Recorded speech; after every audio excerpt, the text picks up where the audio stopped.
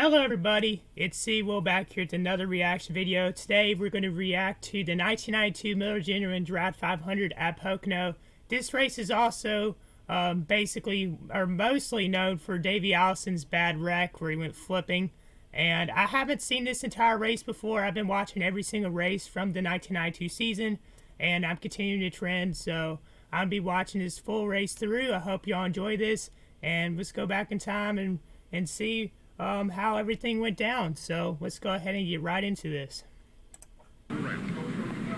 Richard Petty with 2 wins here at Pocono, 1974 and in 1976. 41 cars. Oh yeah, I forgot the copyright music with the ESPN Speed World coverage, so I'm gonna have to mute that every once in a while. We'll have the Ford telemetry, and Benny, that we'll notice now in the RPM on the upper right how the RPMs compare. Nice onboard. So it looks like we'll have some onboard views for this race. Mark Martin is shifting. Jimmy Hensley will not be shifting. Well, Hensley didn't shift here the last time, and we are assuming, I think he's not going to shift this time. Yeah, one of his crew members told me they did not plan to shift. And our other in-car camera is riding with Bobby Hillen in the Team Ireland car. And you can have a good view of the 800 number there that you can call and subscribe to the Racing for Kids magazine. It's becoming very, very popular among the youngsters that are fans of NASCAR, Winston Cup competition, and in fact all forms of motorsports. Davey Allison and Ricky Rudd. Alrighty, he's getting started. Davey Allison's on the pole. He had an amazing season in '92. I mean, he just dominated the first half of the season. Looking for the green flag that will start our race today. They get it, and the race He's a points leader going into this race too. Look at all the people shifting positions and just going in and out. I've always enjoyed restarts at Pocono, just how they fan out and they go 3-2 wide in the corners like that. Maybe even 4 wide at times. Probably will get into single file formation before they reach the tunnel turn. Number 2, for which they are headed right now, with Davey Allison leading and the Hendrick teammates of Rudd and Schrader running 2nd and 3rd. Mark Martin's with the move to the inside of Irving. Petty's up there too, that's surprising. I mean, he did do well the previous race at Daytona until he dropped out with fatigue, but wow. He's in 3rd gear, see? He's in 3rd gear. As he shifts into 4th there, that's a strength. I'm back into 3rd already. Yeah, that's strange. I was going to wear NASCAR apparel for this reaction, but my room's like really cold today, so... And also, if I blast the heat on during the stream, it would just mess up the audio. So I'm wearing my Wisconsin hoodie. 193 miles per hour. Downshifts up into 3rd gear. They go, it's crazy. They go from 193 to 130 in those turns.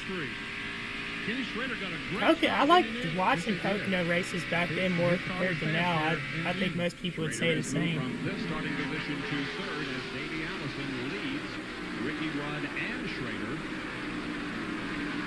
4th would be Mark Martin, and 5th Ernie Irving. 6th is Richard Petty. Ken Schrader, he's done well so far this season in the 25 Kodak machine. He just hasn't won a race. He's been up in the top 10 a lot. And here's why they need that transmission. Oh, look at all this 2 abreast coming off this flat corner. That's Bill Elliott and Dick Trickle running side by side. Elliott with the outside line. Here comes Morgan Shepherd. There's Hutch Strickland in 66, Jimmy Hensley, and Dale Earnhardt. What do they want now? I'm getting spammed. Inside of Ernie Irving, wasn't he, Bob? He's hanging right there with the leaders, just like he did in Daytona for the first few laps. Looking very good. Oh, there's a nice look back on the Intimidator, Dale. And back from the Jimmy Hensley car. Jimmy Hensley's been doing decent in the 66 car in some races. He's just had a lot of bad luck. Elliott with 4 victories at this racetrack. He and the late Tim Richmond tied for most wins at Pocono. Bobby Hamilton, Country Time Oldsmobile, or is that a Chevrolet here this weekend, Ned? They've had both Chevrolets and Oldsmobiles. They've shown us an Oldsmobile here this week. Yeah, it is. I've seen that.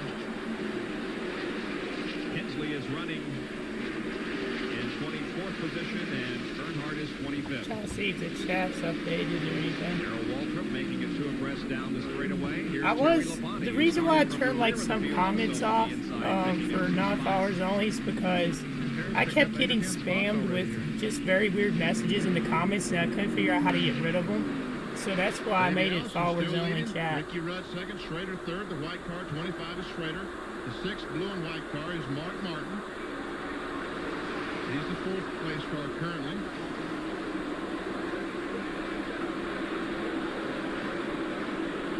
And hopefully I can get this up on YouTube as well.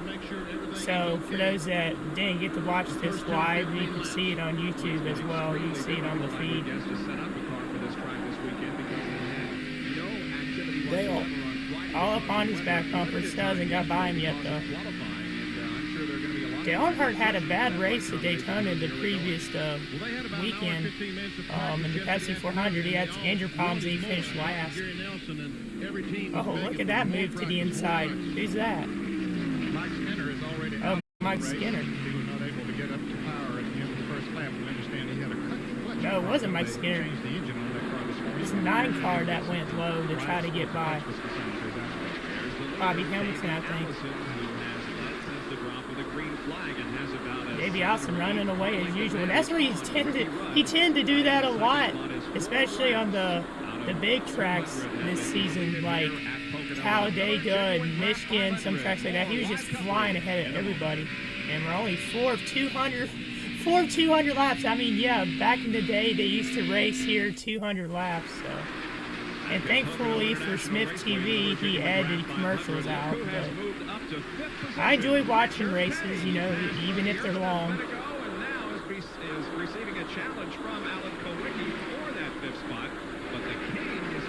Richard Petty's actually holding his own right now. He's in 5th position. Not bad, not bad. I got some Pringles. I'll be eating Pringles and giant blueberry muffin y'all need to see. I'm going to show y'all. Transmission. That's why Kwilyt, who shifted, had a little bit more RPM, as Ned talked about, coming off that corner. He was able to drive up under. That was a nice pass. Kwilyt won the Pocono race earlier this season. He won the Champion Spark Plug 500.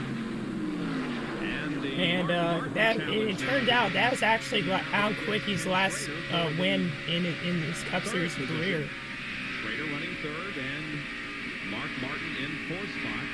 Here's the in-car camera, actually the roof cam and the telemetry. Wow. Okay, Mark, you can get by Kenny here. Get inside the Schrader car, can't make it. Not quite. It's so tough to pass a Pocono. Some drivers have said this before, but it is really hard to pass at Pocono. To challenge Richard Petty again. It's easier to pass on the straightaways, but going into the corners, it can be kind of hard. Come on, King, don't fall back. And Richard side by side. Look at that, 3 wide back there. Then we'll go to John Kernan. Ernie Sterling Marlin to the inside in the 22. Picks up the position on Richard Petty. Here's John Kernan. You know, Bob, Richard says that if he doesn't run well anywhere else on the circuit, he's going to run well here at Pocono. That's certainly evident today. Robbie Loomis, the crew chief. Yep, Mark's finally got beside Schrader. We are fired up. We want to keep it burning. We want to make up for what happened back in Daytona a couple of weeks ago. And also one other note, Mike Cheek, the left side tire. And now Kwicky's caught Schrader too. Kwilyt seems to be really fast. Look at him go. Hello to him, letting you know that they are thinking of him. Now for more on the King, let's go down pit road to Jerry Punch. Just echoing that, Don, Dale Inman and Robbie Loomis told me this morning they were so proud of the in-house engine program. It has come so far in a short amount of time. Bob Riffle, who's building the in-house motor, said they have got a tremendous horsepower plant for this race today. I think it's already being evidenced by the fact Richard has been able to make a move and stay up toward the front. They are very optimistic. Sterling Martin's on the move too. He's been passing some people. He's trying to get by Morgan Shepherd here. 7th position after moving up to 5th. Behind him, a good battle.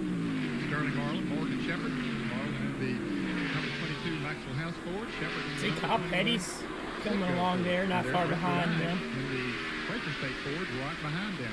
3 Fords battling. Oh, wow, Brepo, that was all over Marlin's bumper, but Shepherd actually passed him on the outside. Morgan Shepherd come back in. Because he knew that Morgan was hung up on the outside. He said, I'm going to give you a break. Allison's probably ahead by like 3 seconds right now. He said, I'll get another shot at it. And he might have it here. He's going to try to get the nose up on the inside of the Citgo Ford. And he does it.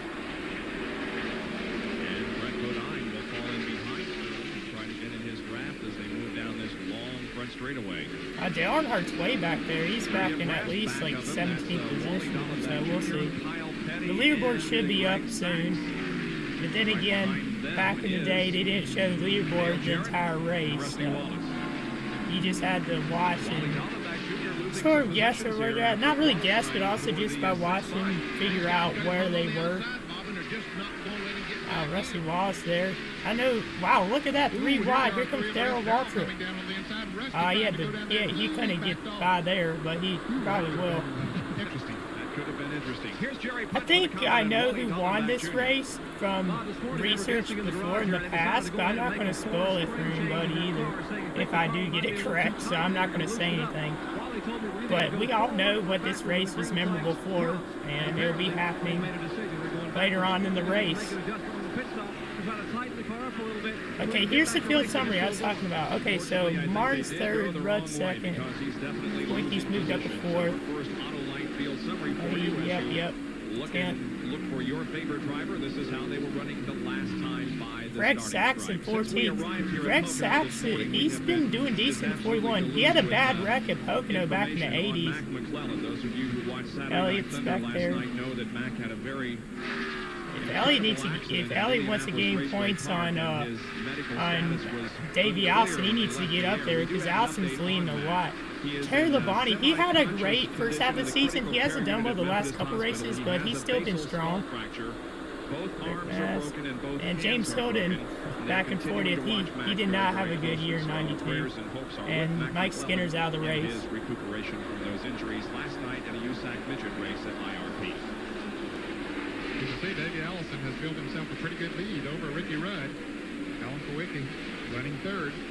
Kowicki's already moved up to third spot, so it looks like he hasn't lost very much from the race in June 5 weeks ago. And the King has dropped to 9th. Behind Brett Bodine and the Quaker State 26 is Sterling Marlin. As high as Richard is coming off the third corner. All right, y'all, it's time for the Muffin Reveal. I have to show y'all this huge muffins I got from my grandparents. Now, you'll be surprised about how big this thing is. Look at this. It's a blueberry muffin. It's huge. It's like, you could see like the size is bigger than my hand. It's like, it's pretty big, to be honest. It's like that. For second position. Definitely a great snack. Probably not too healthy for me, but then again, I haven't been doing much activity because of my hurt leg. But hopefully I could get back doing exercise and go to the gym more soon. I'm gonna eat the one I was working on. Headed that way again. Got a pretty good ways to go to catch Davey Allison. Davey's got about a 2 Well, second Kowicki lead. got Looks the like second. Kowicki now.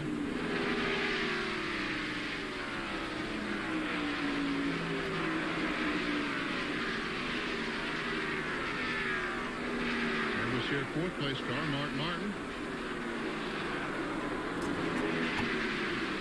And back in fifth is Ernie You Irving. can see as they're going along on the screen flag run, like the field's just separating Dropping back. by a large margin. Was in third. And comes Sterling Marlin.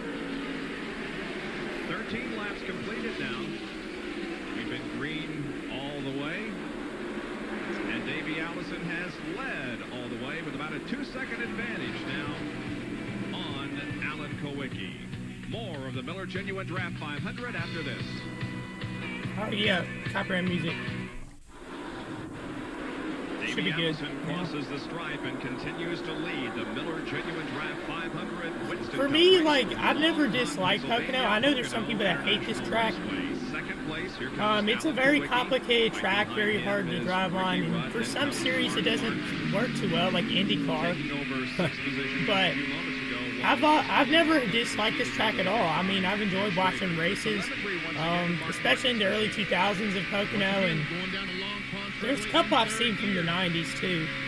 But the peak Pocono was the 2000s, especially the early 2000s, and then 2010 had a great Pocono race. There was some in the 2010s that were good, and then there's some that were like really bad. So a lot of people don't like this track and they don't want it on the schedule anymore. But it's just been in the sport for at least, it's been in the sport for like 40-some years, or at least 40 years, so I don't get why they would get rid of it. Looks like Martin's got a run on Ricky Rudd. Here comes Mark Martin, looking for, I'm going to say third. Yeah, he's trying to get third. And there's Kyle passing his father Richard back there. I don't know if y'all just saw that. Mark. And Mark, he's one of my favorite drivers of all time, and he's actually pretty active on social media. I mean, he's liked a couple of my posts before, and I've sort of communicated with him through comment sections, but he's a great guy, too. I mean, he's such a legend, and he's a great guy. Just there's a lot more respect for all he did with the sport of NASCAR. You know, he contributed, and he was an amazing driver too. I mean, so consistent throughout most of his career. I mean, I wish he would have won a championship. Remember the last time when he passed James Hilton? Passed James Hilton in that tunnel corner, almost lost the race. You tell it's kind of warm there probably, because you could see, like, through this camera angle, that you could see, like, some, I don't know what you call it, if it's steam or whatever, but you could just see that it's probably warm. Which I wish it was warm here in North Carolina, but it's cold today. He don't want to play with these guys, does he, Ned? No, he just wants to get out there and run by himself. He's got his toys and going home. And today's also Groundhog Day, February the 2nd, so basically there's going to be 6 more weeks of winter. So, yay! Talked to Junior Johnson on Friday, and he was so proud of the job that Sterling Marlin did after Martin last week. They took both cars out there. Bill and Sterling went for some 500-lap race, and he said it's probably the best race that Sterling Marlin has ever run in his life. Sterling Marlin, he's had some good runs this year, and he kind of fell back in the point standings after some instance that he had some, I'm trying to remember what race he had, he wrecked at Bristol. Oh, look at Mark Martin blocking, man. He's blocking Rudd like crazy. But yeah, like I say, Marlin, he's been like good some races and some races not good. He did good in the Pepsi 400 though. And there's Ernie Irving who won the Pepsi 400.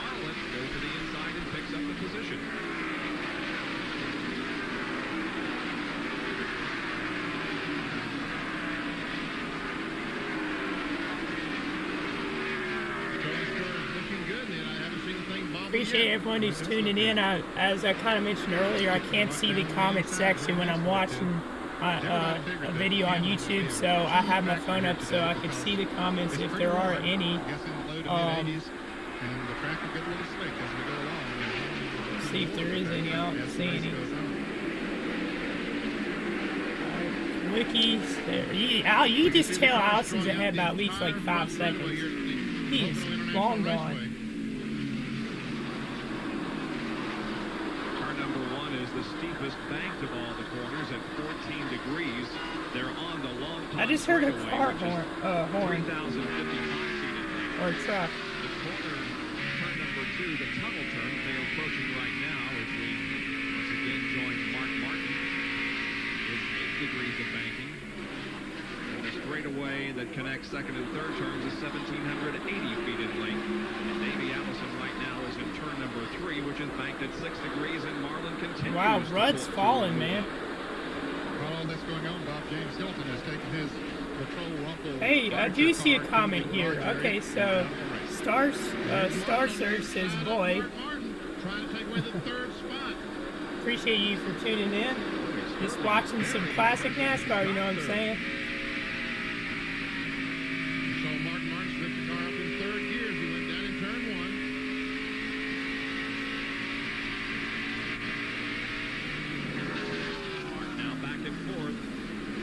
Man, it was sunny, then it got cloudy again, but Marlin's on the move. He's had the fastest car so far than Allison. He could just tell. He's still got a long ways to go. Oh, okay, he says, what have you been up to, man? Man, I'll be honest with you. I've been just slammed with work, but I've been hoping to stream more recently. Just haven't been able to. But today I'm reacting to this race. Hope you're doing well. Hope everything's going alright with you. Hopefully I can do a Among Us stream sometime soon. We'll see what happens. 21 laps completed. We'll be back with more. Alright, copyright music. 21 laps. Man, this race is going to be long. I know some people watching this right now are like, oh man, this is going to be a long one. Oh, copyright music again. Gotta be careful of that. At Pocono International Raceway, many golf courses and resorts around this area. We're currently looking at Shawnee Golf Course, which is one of 37 in the Pocono Mountains by the Delaware River. This is where Jackie Gleason learned to play golf.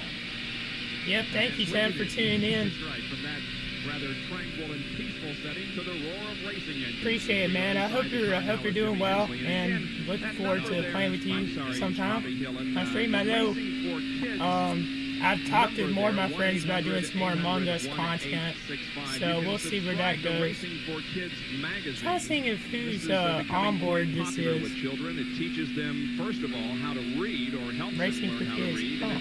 Also teaches them I remember back, I like how they did this back in the day, where the onboard views, you could see like the sponsor there, and you could see like a number or something to help support a good cause, so I like how they did that. NASCAR needs to do that again, and they went away from doing that a while back ago. Here's Dr. Jerry Punch. Well, fellas, when you make a lot of horsepower, one of the downsides is you also burn quite a bit of fuel. They don't really guess here in the Allison pit, so what they're thinking about doing is, remember the weather earlier in the week, the fog, the thunder showers. If this stream gets, if I get like, okay, to make things interesting, right? Remember, these Robert Yates heads make a lot of horsepower. If this video, when I upload it on YouTube, if it does get on YouTube and they don't take it down, if this does go on YouTube, if this video gets 20 likes, I will shave my mustache. You heard me. 20 likes. I haven't had a video hit 20 likes in a long time, so. Well, actually, I think I hit 20 likes in my basketball video where I hurt my leg, but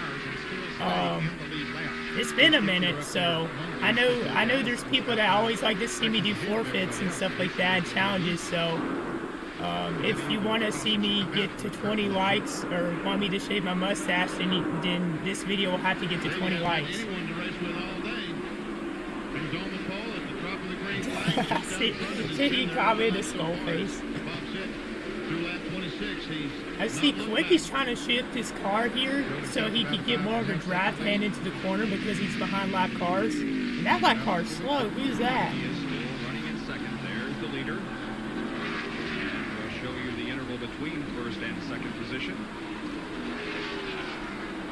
There's Allen just went through the frame. Here comes Mark Martin and Ricky Rudd. Mark. Continue to run. Call him off.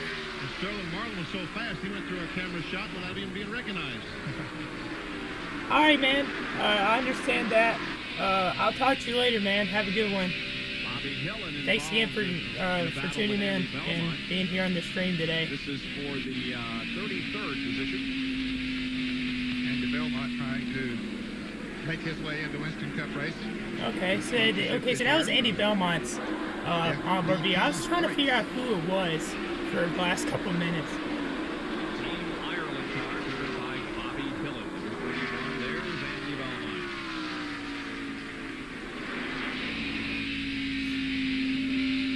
Camera looking back at Belmont from Bobby Hillen's car. I want to see where Dale Earnhardt and Richard Petty are on the track compared to Allison.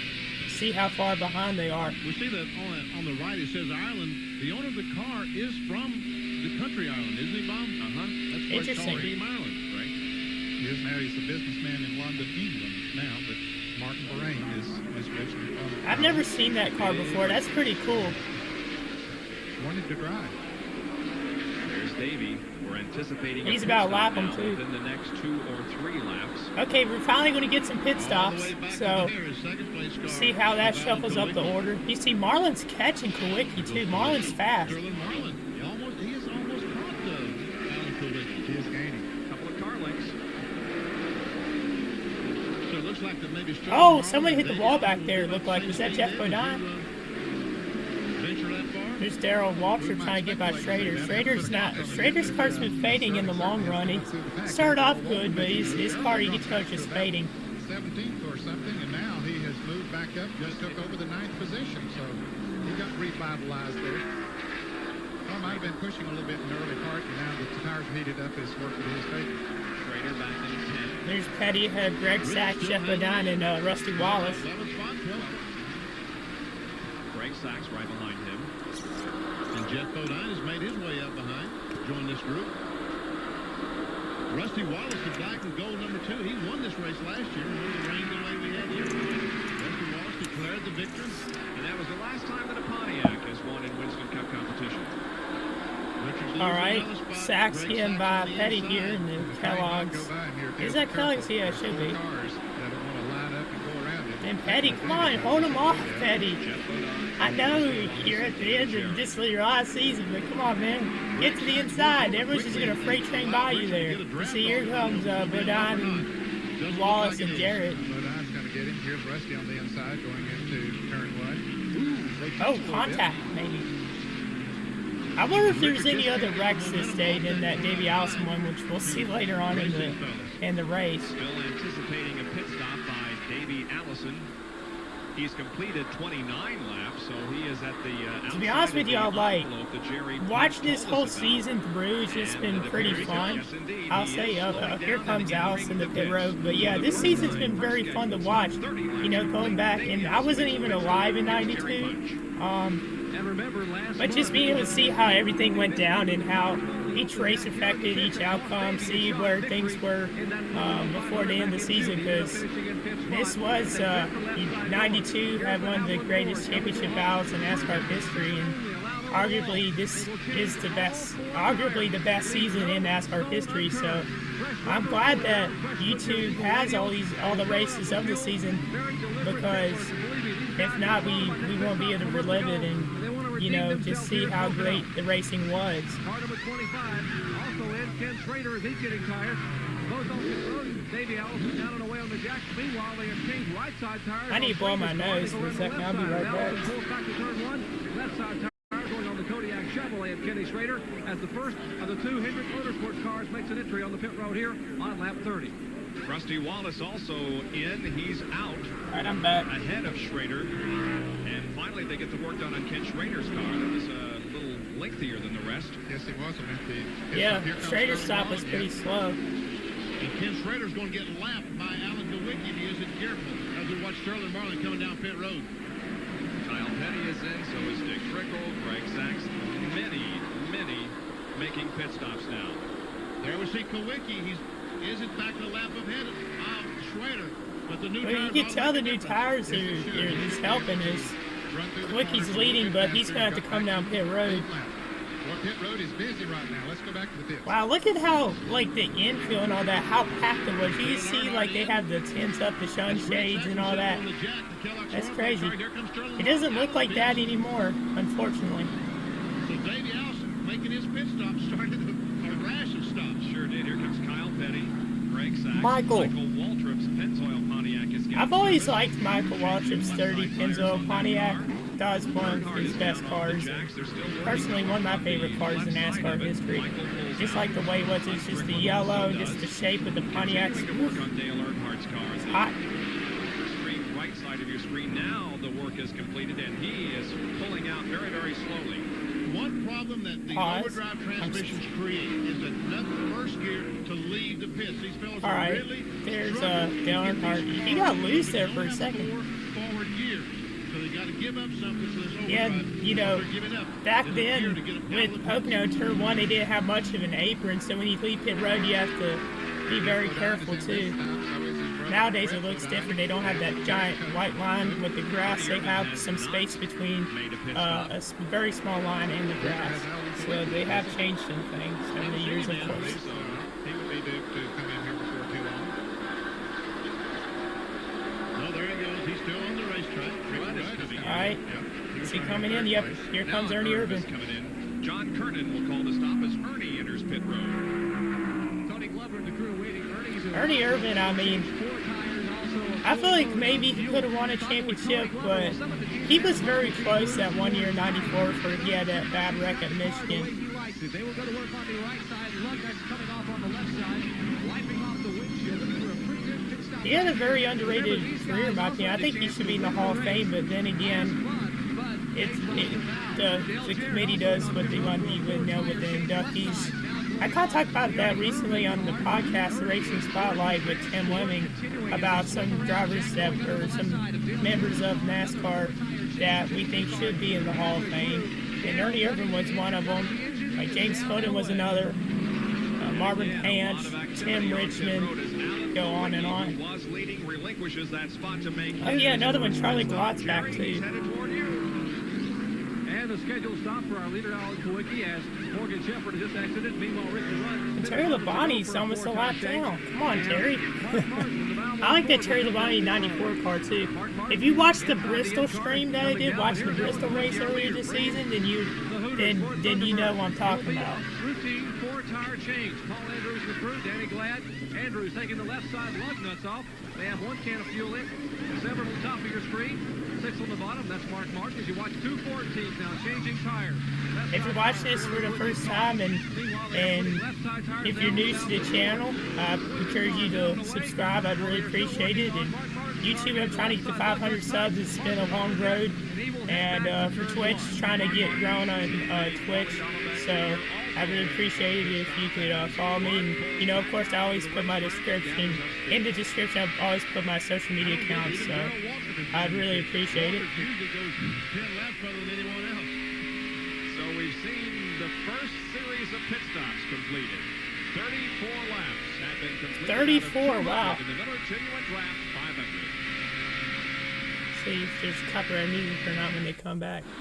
Nope. Well, just about everyone has made their Bill Elliott hasn't pitted yet. This man, Bill Elliott. It's going to cost him in the long run with the time. At the moment. Sports Center activities at 11 o'clock. John Kernan is in. Did he cut that on purpose? He comes in. Yeah, he probably did. Becomes the last to make the first pit stop.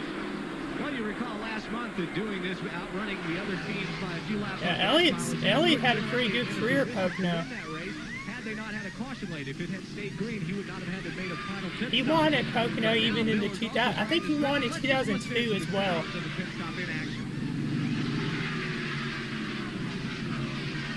This Ford Thunderbird's really good looking too. Also, a little bit later on in the video, I'll be eating some Lay's sour cream and onions chips. A little bit slow, and he killed it as they go out, but they finally did get the car going. Jerry? You know, Bill Elliott qualified with a Robert Yates head engine earlier in the week, but they were so concerned about I need to not show getting y'all my all that mouse. extra horsepower. A mouse that I have. I don't use it much, but Put a Jeff Wilson engine in the it's pretty car, in cool. the Budweiser Ford, because Tim Brewer said we It's wanted a to get Dale that Earnhardt mouse. 41 laps if we had to today without It's anything not in the car. attached to my computer right now, but they had a rocker arm it's pretty adjustment cool. that wouldn't work, so they had to pull that engine out and go back to the truck. And the only engine they had left in the truck was the engine they had practiced with at Indianapolis Motor Speedway. It's a 2.5 mile flight. They said, hey, it's a 2.5 miles. It's 2.5 miles. It ought to work. That's what they put in the car. A little bit different configuration, but at least the same length. Bill Elliott, 46 points behind Davey Allison in the quest for the Winston Cup standings, entering the Miller Genuine Draft 500. And there is the leader of the race and the leader of the NASCAR. And after the race too, we'll look at the results on Racing Reference and see where the points are and all that. $1,000 to the driver leading the halfway lap, and a lucky fan at home could win a new Chevrolet Lumina Z30. If I'm correct, at the very beginning of the year when they did the Gillette Challenge, they had people call in, and they had so many issues with that, and people calling in just, you know, like multiple people just, I don't know if you'd say like rigging it, but just like basically they think they predicted it when they called in like right before, and said like they didn't give like a good time period to basically call by a certain time or a certain lap number before the halfway point. So basically they ended up having to do a PO box instead, and you had to send it in the mail a week before the race. So that's what it was just showing. It said the PO box was in Florida. So I thought it was quite interesting. nowadays, with all the technology we have, you can just make your picks online and fast. So if putting in the mail a week ahead. I wonder if he changed 2 or 4 tires. And speaking of mail, tax season's coming up, so whoo, this will be fun. How are we going to change 4? I don't know. I didn't see it. Sarcasm for those that didn't know if I was joking or not. And Kyle Petty's caught Kwicky. This year, Sterling Marlin made a very good pit stop as well. We need another leaderboard update. Come on, ESPN. He's running in second place now, only about 3 seconds behind Davey Allison. Okay, here we go. Well, that was great timing, wasn't it? It came up right now. Okay, Allison's first, Martin's second. All right. Martin's fell to 6th. Wow, Greg Sachs is in 8th. Good run for him so far. Darrell Walsh was 14th, Trickle 8th. Trickle's had some races where he was up in the top 5. Richard Petty's all the way down 19th. You hate to see it. Where's Dale? Wow, Earnhardt's in 24th. He's having a bad time out there in this race. Elliott's 28th. You could tell. I mean, he was moving up, and because he stayed out so long, he dropped even more. So, yeah, and the way it's going, he's going to get lapped. Hensley, who's doing good too, he's back in 31st. So, Hilden must have went out with some problem. But he was like a kid in a candy store with his home VCR, and he was just great. There's Davey Allison, our leader, still leading. David. Ahead of him is the 66 car, Jimmy Hensley. He's running in 31st position. So that means there's 31 cars on the lead lap. Yep. And we'll go inside and right with the... You can tell, like, the sun is very blinding in these cars. The visibility could be pretty low at times. And Hensley's just riding right on the apron. I would use something like this for the onboards account that I run, but just it's not that good quality. You can't really see much. One of the crew members at the airport on Thursday when he was coming in here, I asked that See question. look how, He did not plan to like, shift. slow he ends up going. 138 after going 190. And he's not even changing gears either. Some guys be changing gears at Pocono, and then there's some that just keeping in 4th gear. I think Newman, I remember watching a race, I say 2002, 2003, Newman ran almost the entire race in 4th gear. And I think he had a mechanical issue, but I may be wrong. But I remember them talking about it could be bothersome on his RPMs, and it could basically cause him to blow an engine and all that. 8,400 down the back. He was up to about 86 just briefly on the front stretch. See well below that on the other straightaways. Now there's the interval between Jimmy and the leader, so that's how much distance there is before Jimmy gets lapped. Yep, well, Marlin has closed a little bit, but Davey's just still ahead by a whole lot. Well, Benny, you wonder why Kyle's in the top 5? You got to give a call to Kyle Petty, I've noticed he's been moving up. He passed Richard Petty like 20 laps ago, but he's been moving up there. And Petty's won at Pocono before too. I think he won in, what year did he win? I think he won in 93 maybe, or 91 he won at Pocono. The amount of time he was in, they did, and they did a great job as Kyle Petty is in 4th position with 40. Look at the fans. A record crowd on hand here at Pocono, enjoying a Sunday afternoon of stock car racing. Okay, 42. We're not even at 3rd. Wow, we're almost at the 1/4 mark. Almost 1/4 through this race. Almost. I remember the one race, when we watched Bristol, that was a really long race because of all the cautions that happened. Let's see, how many minutes is this? Okay, 3 hours and 5 minutes without commercials cut out, so that means the race was at least 4 hours long, so maybe there was some wrecks in this race other than Allison's. We'll see. Another in-car camera carried by Jimmy Hensley. He's 31st. I haven't seen any Phillips 66 gas stations in a minute. I remember I used to see those all the time when I was younger. Stop and go left. Hey.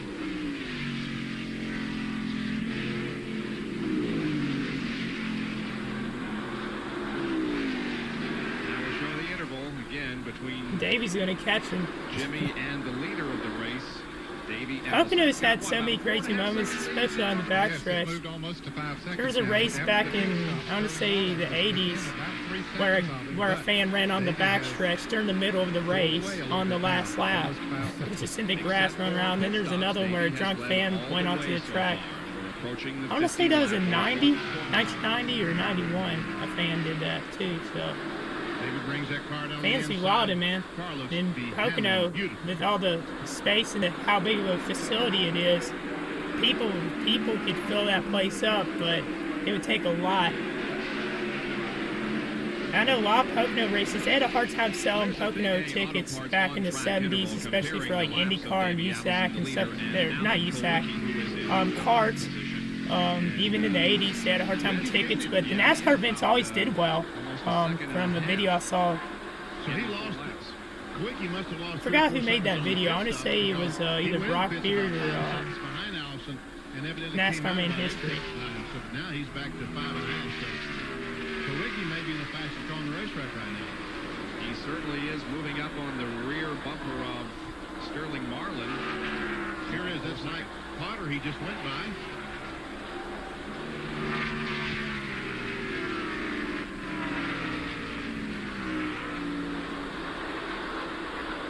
Lap car. Now Sterling Wallace got on the outside of that slower car. It's going to give Kowicki a huge jump on him. From Kyle Petty. I was going to say, I don't even remember what lap Davey Allison's wreck was on, but I know it was somewhere late in the race.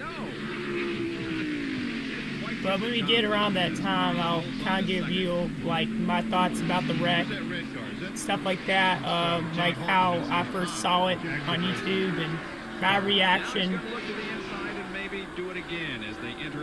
Here comes Allen going by Marlin. All right, time for some Pringles. Not Pringles, Lays. He sure did. He's like a little train. He said, I thought I could. Ooh. Got the car out of shape or something because Sterling thought he was going to have to dodge him. He moved up high against the wall.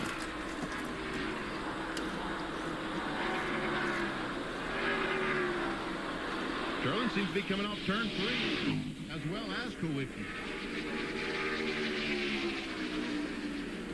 That time by, Davey was about 4 4/10 seconds ahead of Alan Kowicki. Now that he has moved into second, we'll see if he can continue to close in. Kyle Petty passing the slower car and now closing in on Sterling.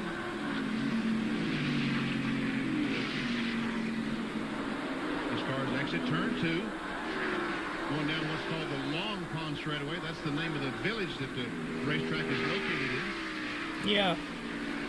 Must be a population of about 35. You won here in 77, didn't you, Benny? Big Richard Petty, if I'm not mistaken. And the commentators said Jarrett and Benny Parsons talking about Benny winning at Pocono. Yeah, Benny, why'd you do that? It's my fault, wasn't it? Oh, Marlin's shoving his way in there trying to get by Allen for second. And they've been trading to second position multiple times. It's been a really good battle. Content for the moment, Content for the, well, he's not content, but he doesn't have much choice. It doesn't look Allen's like trying to get a draft to slingshot down into turn 1, but he can't get there. For some reason, my leg's itching really bad. lurking back there. We can't forget him, I don't think. He's definitely in Every the once in a while, you know, I for those that are the real OGs, like I hurt my leg playing basketball like 3 weeks ago, and I've been constantly having to change bandages out and all that, and it itches every once in a while. So that's what I was referring to. There's Ernie in 5th. Winner at Daytona. Average speed. Wow, the way they're going to break the average speed record for this race, but He's fifth still a place long ways to go. car. And there is the 6th place car. Car number 6 is running 6th. If Ricky Rowe is ahead of Martin and Petty, then it would be 5 and 6, 5th and 6th. 82, 83, 84. Oh, see, you see Martin's changing gears, but Hensley wasn't, and Martin's actually going slower Right down next to the grass. going into turn 1 than Hensley was, even though Hensley was so far behind. Alright, goes into 3. He's going to hit 4th. Accelerating down the back in third gear, which is 1-to-1. Or not. Direct drive from the engine back to the rear end. And again, it's about 8,400 RPM. That's what Wow, they Martin's do not to even get that hitting number to be the 4th. same. Wonder why. Well, I mean, he's gaining on the slap car, but When you get it in fourth gear, it is 1-to-1 drive. Now they've changed the gears on these. he's going to hit It's 4th in 1-to-1 the front stretch. I'm just surprised he's not even hitting 4th going down the long pond stretch. Even I can understand that. And here's Jimmy Hensley once again. The Phillips I posted so many onboards of 1992 that I'm trying to find other ones, Davey Allison, the but leader, is passing on the it's left. just there were so many cool onboards from the 1992 season from Mark Martin and the 66 car, and I want to post them all, but at the same time it's like don't want to keep posting the same thing. And Davey pulls away. For those that don't know what onboards account I'm talking about, you could go follow 8,100 RPM. onboards account run on Instagram called NASCAR. It's NASCAR _ onboards. It will be in the description below as well. Now then, he's going to have trouble accelerating off this corner with the guys that are shifting. Oh, as well as my other social medias will be in the description below if you're watching this on YouTube. Shifting next to the Bozewood. Shifting a oval or a triangle, whatever you want to call it. Oh, Marlin just went really low for a Needs to be second. said. There's the interval between first and second. He's trying to keep Davey and Allen from drafting off him to get a The run. battle continues pretty smart between move. Sterling Marlin and Alan Kowicki, who won here just a few weeks ago. We'll continue with our live coverage after this. Oh yeah, copyright music. Yikes. Hopefully I'm okay. I always worry about that. Back at Pocono, this is the bumper cam from Jimmy Hensley's car looking back on Davey Didn't he Allison. just Now, get what's lapped, wrong with though? this picture? Remember, just before we went to Oh, break, okay, they're Davey showing a had replay. passed Jimmy and put a lap on him. Well, Jimmy has, now Hensley slows, and I don't know what happened to Davey, but he slowed there. Okay, so Hensley did pass him back, and then he Speculate that passed got him the car again. sideways, Oh. loose over the tunnel corner and lost 2 or There's 3 Hutch seconds. Strickland in the 12th car. I We have thought that maybe he lost diecast. a cylinder, but it didn't look like it. How about it, Jerry? No, it's not a cylinder problem. Davey Rick just Mass commented is that not the doing fairway too well either in the one car. Ended up Russian roulette there in turn 3, and he tried to go high, then tried to go low, and he nearly got the car out of shape.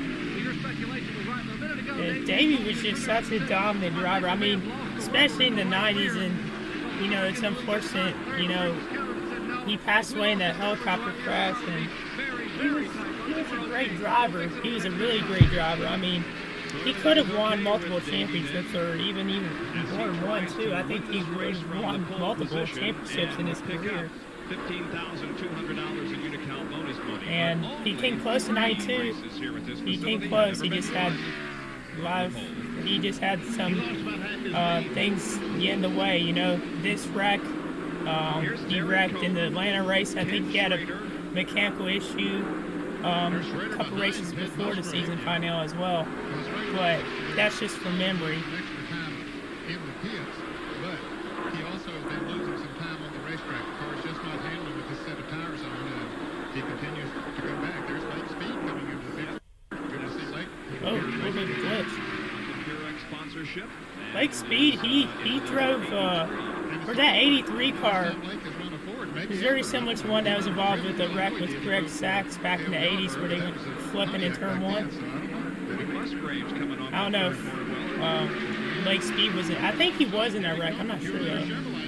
You see Petty's back there. He does have the spot as you go down the front straightaway. So he goes into Derek Cope's sponsor is cwilreacts. That's what the race at Pocono used to be called back in the late 70s and early 80s. I think there's a couple of them that were called cwilreacts 500 at Pocono. among those apparently in the Oh, he fight said for among Richard those. Petty's seat when Richard gives Among it. us, rough And, Spicer from STP tells me that the announcement on Richard's replacement. But yeah, I mean, I might do more of these watching streams of more races of this season. Trying to get on the inside. I'm definitely going to watch, Does the shredder know he didn't make it? hopefully I'll watch the Charlotte one, the fall Charlotte race. He I started actually 31st have like the Speed did, program and is up to of that race. 19th. What is The Purex? Miller Yellow 500, 1992. You see, I don't do So I'll see if I can react to this one on stream as well. The fact the car's still running hold up a little higher for the camera. It looks to me like that the 22-7 is gaining on Davey. I don't know. We'll have to. Well, I'm sure Davey lost a couple of seconds at least when he slowed. It's there crazy a little how bit like earlier. different So, yes, the they're programs much were closer back in now the than day they were compared to before. now. Yeah. Back in the day, they had so much more information on drivers and just news and all that. Yes, it's within 1 I've collected a good bit of them. So about a second and a half behind Davey Allison. So Well, Marlon has caught Allison, so Allison is saw a little bit. We'll see if Marlon can lead a lap. Oh, we got a message here. See if I can see it on my screen, my phone. So I can't see it right now. New followers, Shapluska. Appreciate it. Thank you very much for following. I hope you've been enjoying the content so far. If you have been watching the stream so far, and really appreciate it. Thank you very much. It doesn't have to be this week, and I think Watching the 1992 Motor General Draft 500 at Pocono. Still a long ways to go in this race, but it's been pretty interesting so far. No cautions though. That comment, how foggy it was, that was shot on Friday, and I'm telling you, the visibility was just a little more than zero. Zipperoo. My face cam is covering up Alan Quickie's wins for this season. Graphic that showed up a couple seconds ago. Quickie does have 2 wins going into this race in the 1992 season. His previous win was at Pocono earlier on. It was the 1992 Champion Spark Plug 500 at Pocono, and it actually was his last career win. Looks like Allison's going to come in the pit and he'll give up the lead. Well, he's currently coming off turn number 2, the tunnel turn. You can tell like his car needs a little bit of work on it. 1,780 feet long, passing the number 27 car driven by Bob Schacht. that's the Lenro car, a local guy. Now he's in the 3rd turn, and he is going All right, here he comes. Pit road, indeed. Davey Allison, the leader, coming in on lap number 61. Jerry, he's a long way from you. Speed limit being observed here on pit road, but he's headed your way. If you're watching this right now and we get to lap 69, make sure to comment nice. That'd be very nice of y'all. Crew members now waiting. They're allowed to go over the wall. One pit away. It'll be a 4-tire change. They have to make very sure to Forgot to eat some more of my Pringles. Why do I keep saying Pringles? It's Lay's, not Pringles. Robert Gates watching very closely to make sure the team gets the car entirely full of fuel. Right side tires are on. Jacking very deliberately to the left side. Remember that miscue back a month ago. Left side tires going on. Lug nuts being tightened. Getting ready to drop the jack. Drop the jack. Here he put it in gear and pull away. Hear that engine rev up? That's what I was talking about. Oh, we got a problem with the 27 car. Bob Jack has a problem. He's been on the inside. Looks like he has an engine issue. Oh, here comes Marlon. Looks like he's going to come to the road. It looked like he was trying to pass Quickie and then he just ducked down pits. Jack, I don't believe he's going to be able to get back around, fellas. It looks like he's back up on the inside. And I want to turn my heater on, but it would mess up the audio, so it's quite chilly in here. Making a pit stop, giving up 4th position. Lake Speed is in. There's Rusty Wallace back on the track. Lake Speed is being held by NASCAR for some penalty. I guess going too fast on pit road because Now let's watch this 42 crew that did such a great job. Kyle. They're moving rather sharply this time also. Back then, they had more men over the wall. They didn't have as strict penalties on pit road and all that. And wow, he ran over his own tire. That might cause a problem. Jerry, where are you? Watching Mark Martin, the crew do an excellent job. See Field putting the left side touches on as they change. Thankfully, the tire didn't roll out too farther. Maybe they would have thrown caution if it went farther out. They made a major chassis adjustment in the right rear as well. Mark Martin pulling out. The only car remaining on pit road at the moment is Brett Bodine. Camera's glitching a good bit. Some kind of a problem with him now. He pulls out. As Mark Martin builds up momentum. Fellas, I lost the 27 car, Bob Shack. Don't know what happened to him, but he was going very slowly before we started those pit stops, and don't think he made it around the pits, but maybe he got off the track over there somewhere. Yeah, maybe pulled off into the grass and is out of harm's way, so there will be no caution. there's your leader, Alan Kowicki, the Hooters Ford. This is the tunnel corner. He went what, 4 or 5 laps more than Davey Allison the last time. So he should be able to go again. 4 or 5 more laps. There's Schrader coming to pits. There's Earnhardt sitting back in the pits. Michael Waltrip pulling in. I was wrong. That was not Earnhardt. That was Bobby Hillen's car. Right side rubber going on the Kodiak Chevy, driven by Ken Schrader. Maybe 6 or 7 laps before. Hopefully we'll get a leaderboard probably after the pit stop cycle through. Race from Pocono International Raceway. Alright, copyright music, make sure to mute. Alright, 63 of 200, so we're getting close to the 100 lap mark. We are back at Pocono International Raceway, and Ernie Irving comes in for a pit stop. Here's John Kernan.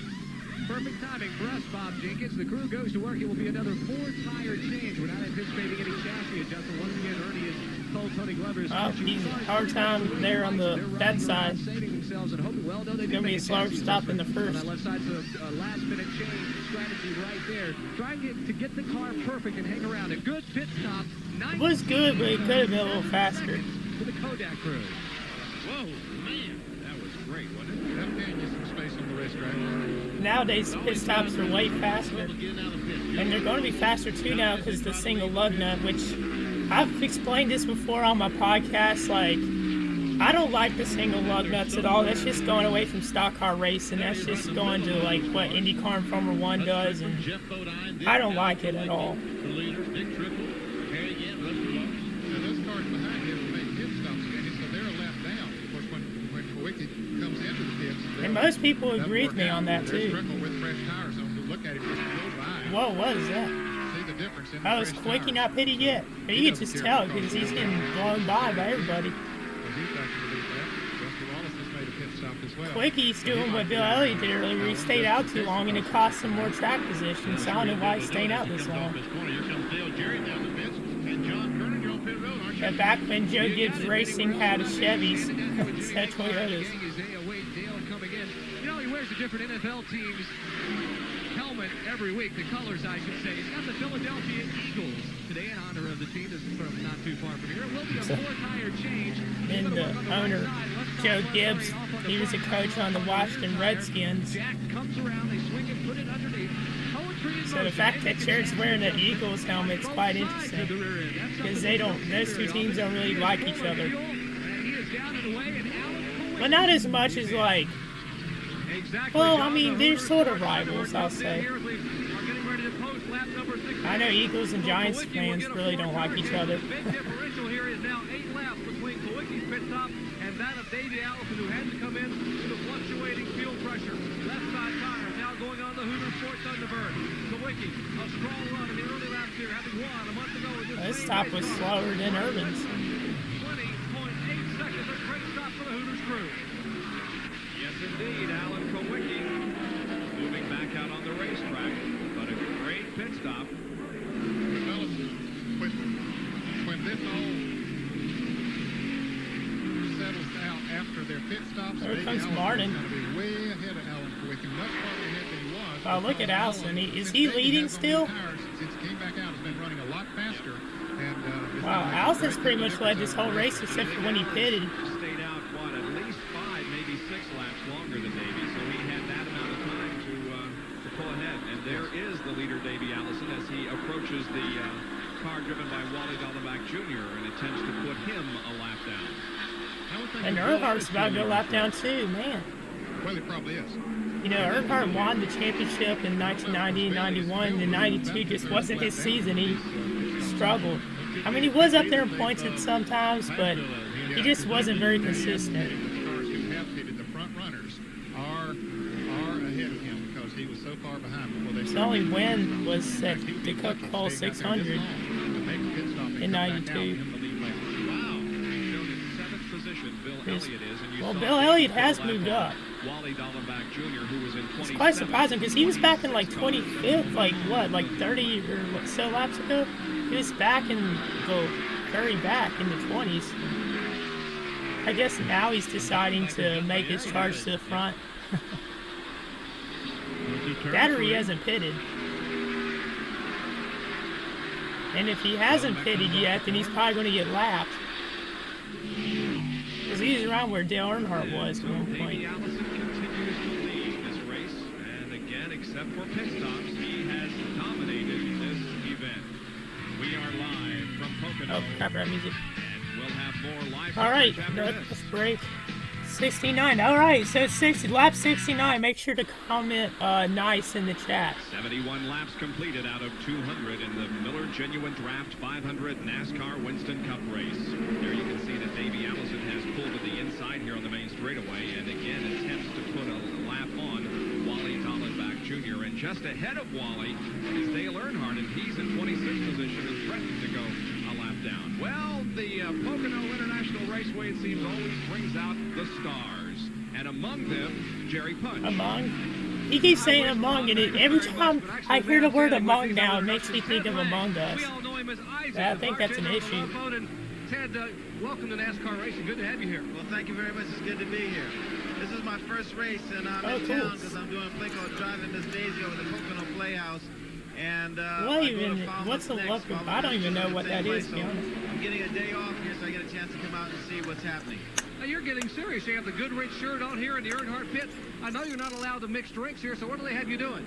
Well, I'm don't drink and be in the pit area. But he's been a little bit too busy for me to actually give him something. So I'm going to wait till the next go-round. When he makes his next pit stop, I'm going to give him a little something stronger than water. Maybe some Gatorade a la Ted Lang here in the Earnhardt pits, guys. All right, good to see Ted enjoying some Winston Cup racing.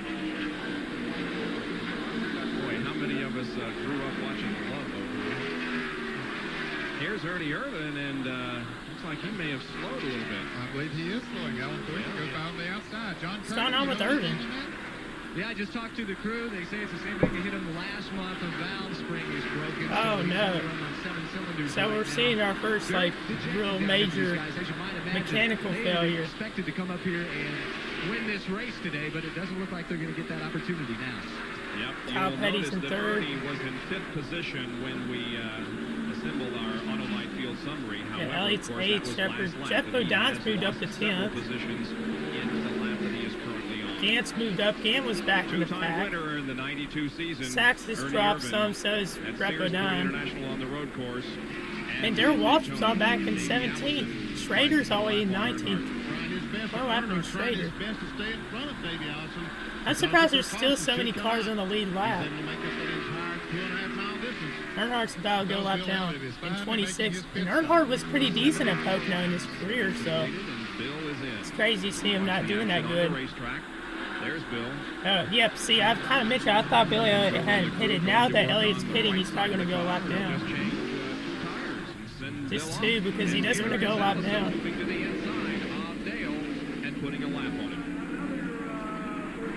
Oh, whoa, Dale, hold on, buddy. He ran into the back of him, dude. He got loose. He didn't like going a lap down, that's for sure.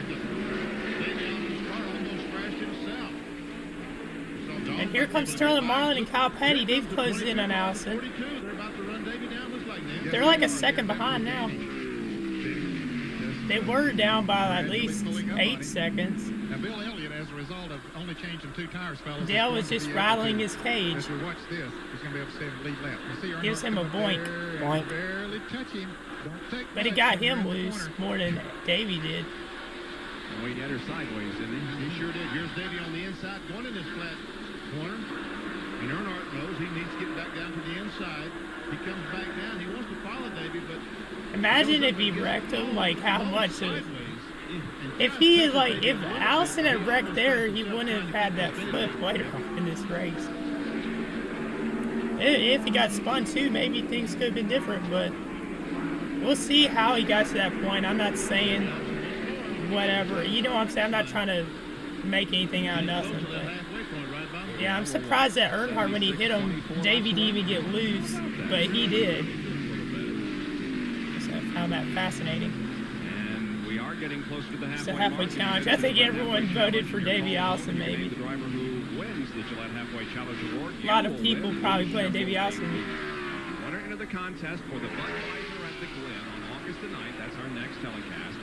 All you have to do is write to the Gillette Halfway Challenge, Post Office Box 2246, St. Petersburg, Florida, zip code 33731-22. Wow, his windshield's kind of dirty. Older to enter, and we must have your entry by Saturday, August the 8th, the day before the race. to be eligible for that Budweiser at Midland Gillette Halfway Challenge. Ernie Irving has pulled his car off the racetrack on the backstretch. In fact, his crew is taking all of his pit equipment to the garage area. Man, what's going on with the chat? No one's saying anything. Bobby Hillen's car. Just ahead of him is Terry Labonte. We haven't heard much from him. He's running in 20th position. He started 41st. Last on the field because of his engine problem during the only qualifying. Okay, I didn't know he was that reason, but you see the gear handle there shaking. There are 24 cars that are on the lead lap. The next one, the last one on the lead lap is Richard Petty. Yep, Richard Petty started up in the top 10. Darrell Waltrip and Greg Sachs are in a bit of a battle for 13th spot. Darrell moves inside at the end of the front stretch and takes the position. They've been running pretty close together almost all day. Greg having a good run here in the Kellogg Cornflake Chevrolet. Belongs to Larry Hendricks of Statesville, North Carolina. Darrell Waltrip in his inimitable style always seems laying back and then charging at the end, has entered victory lane. He has done that before, so that is a good point that they brought up. This race in 1981 and the June race in 1991. Three-time winner, Darrell Waltrip. Yep. Darrell Waltrip's going to win today. He's going to test the caution flag because he's about a half straightaway behind. Yeah, I'm surprised they've gone caution-free this long. But then again, it's Pocono, and it's happened many times. Speaking of Davey, there he is. He is the leader of this race with now 78 laps completed. We're glad you could join us on this Sunday afternoon. NASCAR Winston Cup Racing. Come on, all right, same as it was a little bit ago. 78 laps. Well, we've gone past the hour mark. Alright, still music. We've gone past the hour mark on the screen. This is Lake Harmony. Still got a ways to go. Around the area where there's a Getting lot a little of closer boating to and other halfway. recreational activities for you to enjoy. We're enjoying NASCAR Winston Cup Racing from Long Pond, Pennsylvania. Even though this race has gone caution-free, I've pretty much, I've enjoyed this race. It's not been a great race, but it's not been bad either. It's been fun to watch. We'd like to pass I'm sure later on in the race it'll get more entertaining. Roger Christman, who is a Pocono Raceway Ambassador Coordinator. He's in the hospital. He's unable to be with us today, but we know he's watching and we wish him well in his recovery. You can hear the tires screech there in turn 1. Professionals who donate their time and their efforts to serve as liaisons with Pocono Raceway sponsors. So, Roger, get well soon. We're thinking of you. Then I wonder if the fact there's been no caution flags, Davey Allison was sick this week. Did he need a couple of caution flags to get through the day, or do you think physically he'll be able to run his green flag all day? I believe he'll be able to run. He told Jarrett that he was feeling good and felt like that his problems were behind him. And the car is handling so well. He's not had to fight too much out there. Even a couple of lap cars he's had a little bit of trouble with, but that should make it easier for him. Certainly a caution would help. Yeah, that's right. I just wonder if it's pretty warm out there, and if it's one of the problems he had this week. He's been, 2 nights in the hospital down in Charlotte? Yeah, that's right. Jarrett, what do you think? Is this hot weather going to pose a problem for Davey? I wouldn't think so, guys. So it is warm there. I kind of mentioned it just like towards the end of the race. You can tell like it's pretty hot, but I don't know like exact Fahrenheit. Went back to the hotel after the race and just didn't have any appetite, couldn't keep anything down, didn't want to take a lot of fluids. He's been fighting a severe headache for a couple of weeks. He finally was hospitalized on Thursday. Spent the better part of the yeah, I remember reading about this before this race. He was in the Davey was concerned, as you heard him say at the top of the show, that maybe when he took that lick at the Winston in Charlotte, maybe he had a smoldering problem, maybe a head injury. Yeah, he had a bad wreck in that Winston All-Star race too. Buddy Baker had the problem we was diagnosed at Washington Glen, but everything was okay as far as the scans were concerned. There apparently was a viral illness. Even some concern that maybe it was Lyme viral illness. Well, I'm not going to say what I'm about to say, but I think you might call this a we're living in one. For Davey Allison, huh? Started off the year with a win in the Daytona 500, has recorded 4 wins. Or we're not living in one, but you know what I'm saying? Like we're in the midst of for the last 2 years.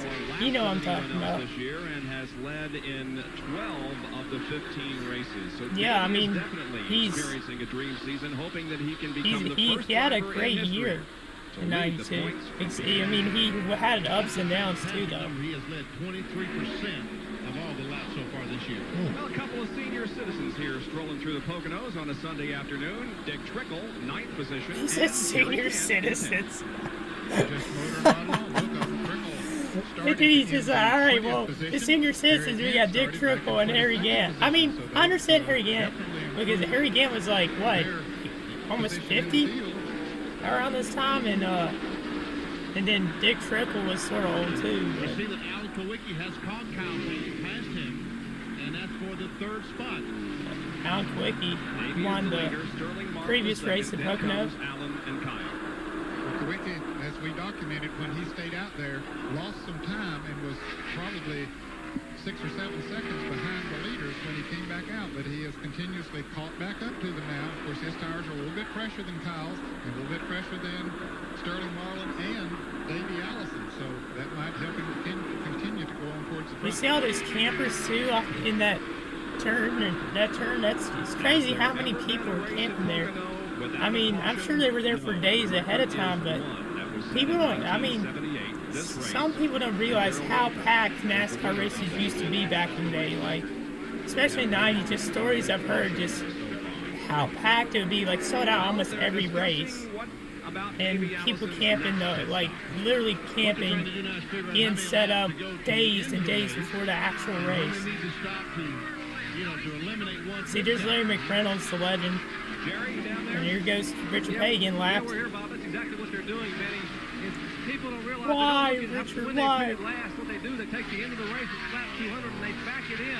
How many laps they can go and how many stops and what their window is.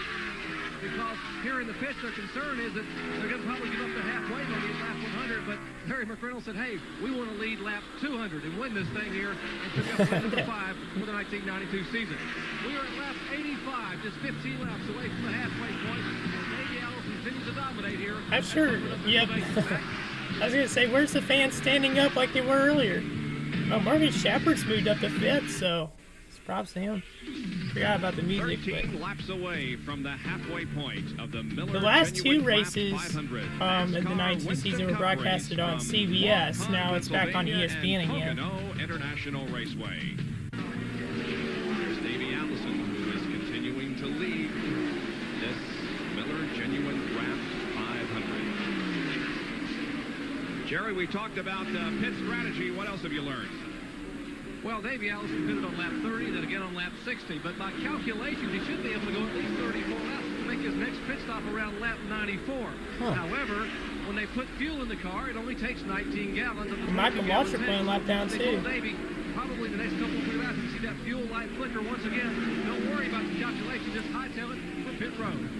Well, that's a good suggestion. I'm surprised. I'm surprised Marlon still hasn't caught Allison. I mean, he was fast, but just Allison just with the long run, just able to pull away, and with these cautions, they just can't catch him. Or without the caution, I don't know why I said with. We saw Davey Allison also put it. Martin's moved to 5th. Here's the Napa Field summary. Watch for your favorite driver and see where he was running the last lap. Dick Trickle's moved up 9th. Gant's 10th.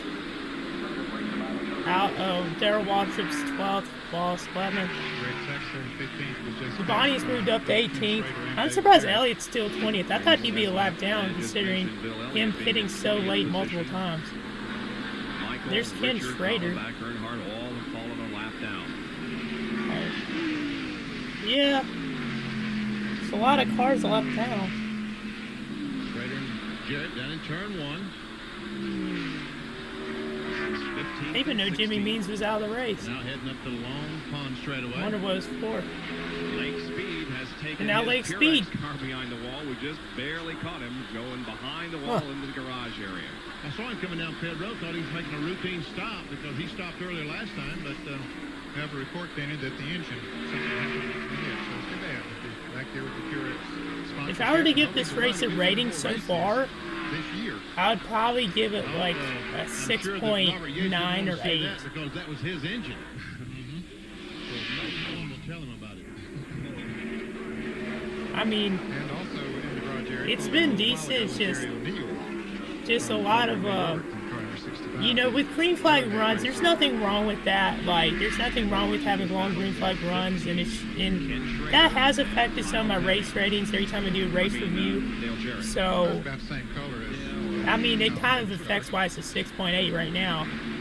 But my thing is, there just hasn't been many battles for the lead and like up in that area. I mean, there was Marlin and cwilyt battling for second earlier, and there's been some good racing and passing, but you know, not a lot of 3-wide racing, like the restarts here, and just a lot of like it's just dragged out sort of thing. If y'all get what I mean. Operation of that sort, you'd be laid up for a while. Not these race drivers. Yeah, I mean, I know I'm stuttering a lot. Apologize for that. Just trying to think of what comes to mind. Coming on up through the field, fellas. They're 13th and 14th. Brett Bodine is dropping back a little bit while Ted Musgrave is moving up a little bit. I have that 55 diecast. And 26.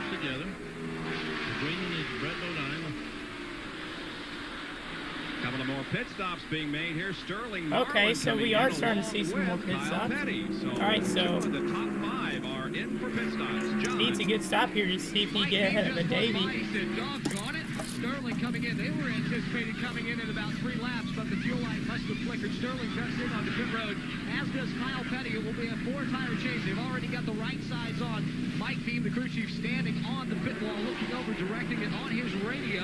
Left side's going on. You hear the whining of the air wrenches, and Sterling is down and away. Kills it momentarily. Oh, he stalled it. The crew has to run out and push the car. They're pushing it down pit road. Oh, big mistake for Marlin. Wow, that's a bad mistake. Kyle Petty pulls away, and they're still pushing. I believe he has it. Wow, so Marlin's going to lose multiple spots probably because of that. Once again, that's a tough. And I'm just telling you, he had so much bad luck this season so far. Just with getting caught up in other people's wrecks. He's going to be a lap down. But Earnhardt has blown up. He came by here the last time then and slowed down. He's going in the pits this time. Earnhardt, wow, he's going in there hot. What I mean by that was fast. Don't make anything weird. Defending Winston Cup champion comes All right. in. Here's Mark Martin's pit stop. Jerry. It'll be a routine 4-tire stop for Mark Martin as Dale Earnhardt brings a Goodwin Chevrolet down. Martin getting service from the right side, now the left side of the car. Now they said Dale Earnhardt may have an engine issue. No effort looked under the hood of that machine. She will change 4 tires. Looks to be pretty routine for the 5-time Winston Cup champion. Martin's car off the jack and away. Earnhardt's crew now putting left side tires on his car. And the car number 26 also in right side tires for the Brett Bodine and the Quaker State team. Earnhardt's still there, left side looking beneath the car. Now he's not able to get going. A little bit, puts it back in gear and begins to pull away. The Kodiak crew working for Kenny Slater. Got a tire rolling out. Okay, they got it. On the Brett Bodine car. Wallace had better stop the Bodine. But they're waiting here in the Davey Allison pit. He has already run 34 laps, so it should be coming in any time now. And all this is very interesting because it's occurring right here at the halfway point. And so who's going to win the $10,000? Yeah, that is. It's going to be quite interesting. Some people's picks may get messed up. Got an update for you on Sterling Marlin. Mike Bean just came by. He says now we've broken a rocker arm. We're running on only 7 cylinders, so more bad luck for Sterling Marlin. Jerry? Getting set for an Davey Allison's pit stop. Davey making an entry on the pit road. Remember, 70 miles an hour in the crew. Every time before a pit stop, they huddle together to make sure everything is done very, very deliberately. No miscues. They know they probably have them covered. They may have, if not, the best car in the field, one of the best 2 cars in the field today. This is also back then you could pass through multiple pit stalls before pitting. Nowadays there's only a certain amount you can do. I think it's only like 1 or 2. Back then people used to go through like 4 of them before getting to their own. 6 laps shy of the halfway point here in the military Draft 500. You hear Davey revving the engine. The crew reminded him a couple of cars have already stalled on pit road. They don't want that to happen to them, and it cost them a shot at victory. Left side tires going on. 22 seconds, not the best stop. And he is away. Boy, he made sure he had the revs up before he let the clutch out. Tell you what, I don't know how that little clutch is standing all that RPM. You see Ricky Rudd in the pits making a chassis adjustment. Also changed the chassis on Davey Allison's car a little bit that time. That pushing problem that Larry McReynolds was talking about earlier, they tried to correct it and adjust with that last pit stop. Alan Kulwicki is the leader of the race, and we are 4 now from that halfway point. We're going to get in a quick commercial break here and come back and see who wins the Gillette Halfway Challenge. Because of copyright, I'll be right back. I gotta go blow my nose. You're looking out the back glass of the car driven by Bobby Hillen, and looking back on Dale Jarrett, who currently is running in 7th position. Jarrett has not made a pit stop yet. Now, Bobby Hillen did make a pit stop a few laps ago. Now less than 2 laps away from that halfway point. There is Mark Martin. Is Mark Martin leading? And the roof cam on the Valvoline Ford.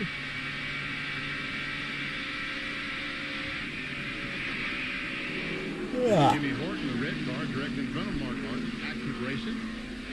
1 more lap to go before we reach the halfway point, I believe. Yeah, 99 laps are completed. Alan Kulwicki is the leader right now, so next time around he will collect $10,000 if he leaves lap number 100. There's Alan. Corner number 1 on the Long Pond straightaway. Well, Alan's leading, I guess. Jerry told you a few minutes ago that Sterling Marlin, or John did, that the rocker arm was broken on the 22 car, and Sterling Marlin is continuing to run at a reduced pace out there on the racetrack. Oh, so he has some problems too. Man. He had a good car too. That's very unfortunate for them. This bad luck continues. Here comes Kulwicki. Turn number 3, passing under the starter stand, and cross flags displayed by Doyle. Okay, so Kulwicki led the halfway point. Been completed, and the leader of the halfway lap is Alan Kulwicki. He takes home the $10,000 Gillette Halfway Challenge Award. Now, if you have entered the contest for today's event, and you are called at home in the next few minutes, and you tell them that Alan Kulwicki won the Gillette Halfway Challenge, you will win a Chevrolet It's like, are you sure about that? I want to eat another muffin. Could be calling you. And now, I would be a great idea they for do think more health-wise. seriously now about the pit stop, because he's picked up the $10,000. I mean, look at these things. They're delicious. He's They're thinking about huge too. coming And in and waving. they're blueberry. There is the 21 car, John. That's Morgan Shepherd, of course. And Bobby was posted second on the scoreboard. It's a 4-tire change. Rights already on, left's going on. By waiting till lap 100, what they have done, they only need 3 more pit stops. And the other guys who've already pitted needed 3 plus a splash. Also, Alan Kulwicki should be coming down soon, and Jerry Punch is there. Well, Alan Kulwicki now $10,000 richer by virtue of the Gillette Halfway Challenge Award winner by leading at the halfway point. Currently 3rd in the Winston Cup point standings is Hooters Ford Thunderbird coming down pit road, and the cruise campers across the wall. We would expect to see a routine 4-tire change. Of course, sometimes pit stops aren't routine, as we have seen last month at Pocono. The least little miscue could cost me a shot at victory. Right side tires going on. Seems to be going flawlessly. The crew members come around the left side. Jack beneath the left side of the car. Left side tires are already off. Fresh gear rubber going on. Oh, look at this. 42 and 28, Kyle Petty. So that's about for the lead. Alan Kulwicki heads to turn 1. They are door to door headed into turn 1. Yep, this is the battle for the lead. Wow. And Davey Allison takes Okay, it so away there's from Kyle Petty as Kulwicki's Derek lost Booth spots. and Alan Kyle Kulwicki. Petty's moved up to 2nd. He led for a minute before Allison got by again. He sure did. John Kernan, I think. Petty, if I'm Kyle Petty, I need to try to get by Allison, because Allison just pulls away in long runs. His car is really fast, so Kyle needs to try to get back by Davey. A couple of years ago. The battery ran down the fog, right, John? Yeah, it's been so cloudy this weekend that the thing didn't get a charge. Okay, bud. Thanks, John. It's nice to know I have company in this attraction. First and second, Davey Allison, Kyle Petty now at the 202 lap mark. We're at Pocono International Raceway. All right. Miller, So genuine one lap 102, so 98 to go. It's been quite a dominant race by Richard Davey Petty Allison. is in 22nd position as Richard we come Petty, back he was to up our in the live top 10, now he's coverage in of the Miller 22nd. Genuine Draft 500. He's a lap He is down, I know one that. lap down to the leader. How How about his record here at Pocono? Well, 29 starts, 2 wins. Last win, 76. His last Oh, was in Petty June of did have a 76. bad He wreck has at 8 Pocono in top five 1980. finishes. His Where last top I five want was to in say, June of 93. yeah, it was 1980. He broke his Didn't neck take in a long to wreck. win a race after his association with STP. And despite Here's them Dr. telling Jerry him Punch. he shouldn't race with that Yesterday, injury, he just beside did. the STP sponsorship Knowing team's he car, could have killed Richard him. Petty would put their name in victory lane. The King would win on the road course at Riverside, despite Mother Nature. We got real lucky. You know, we just signed with STP, and it was real foggy that day. And You can tell it's cold when they interviewed him about it because you see the smoke coming out of his mouth. Everybody decided to run. They didn't want to come back, and we got Or the real breath, fortunate and won the basically. race. And you know, in doing that, we got off to a real good start with Andy. Hopefully and this STP, music and, isn't got off to a real copyrighted. good start in the year too.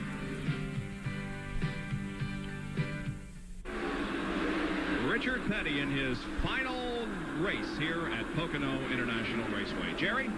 And Bob, for the fans that were wondering, Ray Pinion, the new president of STP Automotive Division of First Brands Corporation, is here in attendance today. And he told me before the race that STP plans on trying to continue their relationship with Richard Petty next year, although Richard will not be driving the car. He said, in fact, all we need to do is sit down and negotiate. Depending upon who Richard puts in the car, we may have to give a little more money up front because for the Oh, first wow, time look ever, at Richard will be paying a driver. Quickie getting by Mark Martin there. That's STP close. plans to be with the King for years to come. And that's good news. It's good to see STP You continue can just to tell how be much faster Allen is. He's already pulling away from Mark. Just took over the third spot for Mark Martin down the Then front again, straightaway. Mark was just driving Mark was driving odd a little bit earlier in the race where he was just in third gear instead of fourth. Morgan Shepherd is fifth. Ricky Rudd sixth. Wasn't even Shepherd on using seventh. fourth on the Bill long Elliott straight. make a pit stop. He's back up to eighth now. Dick Trickle But then is again, ninth. it could Harry help with the Gibbs is RPMs too. I don't understand all of that, why he's just in third gear, so Musgrave on the inside. if anyone's watching this knows why, let me know in the comments. 14th spot. You have Jasper engine car and the Quaker State car. Musgrave into 14th position. Would you call that Musgrave? Would you call whoever takes over Richard Petty's ride the heir to the throne? Well, you might, and I'll bet that Ted Musgrave is doing all he can to be impressive and to be a top candidate for that ride. And Musgrave, he was in NASCAR for a good bit. Never won, though, The year has been incredibly impressive. in the Cup Series. Ted has had a great season. He is 19th in the point standings. His best finishes, he's recorded Some way. place finishes. Start off the season at Daytona, then Charlotte, then at Michigan, but he has been competitive and very, very good at every racetrack. Facts go. It says Buddy Perry has helped him a lot since they came on that team. Right behind Ted is Brett Bodine, the Quaker State Ford.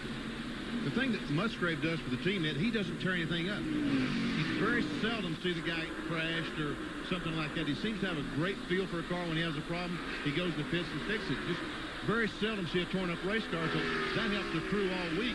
All they've got to do is maintenance work rather than try to fix crashes. And he knows a lot about a race car, too, because Exactly. he's built and worked on his own cars for years.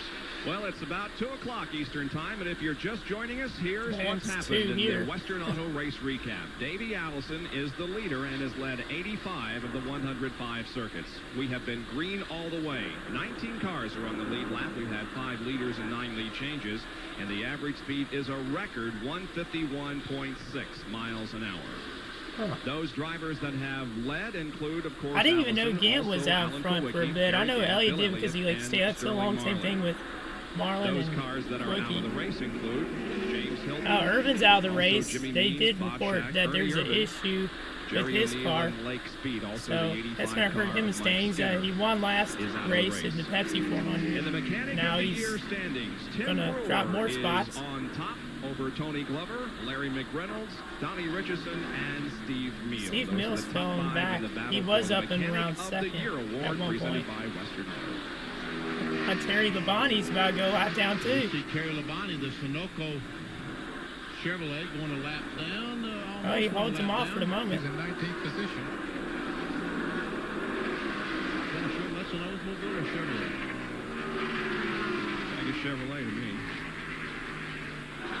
These guys have all these kind of race cars. I can never figure out which car they have. It's like a Chevrolet. You're right, Bob. But he pulls on the inside down the front straightaway. Is it? Yeah. We want to give the right people the credit. All got it. And everybody before, and he has run a Ford. Yeah, that's right. Hensley's got to go 2 laps down. So the Oldsmobile of Terry Labonte goes a lap down. 18 cars now on the lead lap. Here he comes. He's going to shoot by on the inside. This is Jimmy Hensley looking out the back of Hensley's car. He must have got back in the lead lap. Here's another field summary. Now there's 17 on the Shepard's lead back lap. up to He hasn't made 5th. that pit stop. He and Bill Elliott haven't stopped yet. Well, it's fifth. They're still long. Wow, Marlin's falling out top 10. There's 2 cars that definitely should be able to make one less Yep, pit he's stop 12th. And there's than Cheryl everybody else. Waltrip. Wallace. Yep. Napa field summary. About Dale Jarrett and Schrader about to go a lap down. Earnhardt, I was incorrect in saying that Earnhardt had a problem. He slowed down that whole Well, Michael Waltrip's 2 laps down. I didn't realize that. He ran out of fuel. Did you see coming off there's this flat corner or something like seems that. like a little bit of trash on the front Dramatically, I stretch, thought he might have but lost the cylinder, nothing I too was big to incorrect. throw out a caution.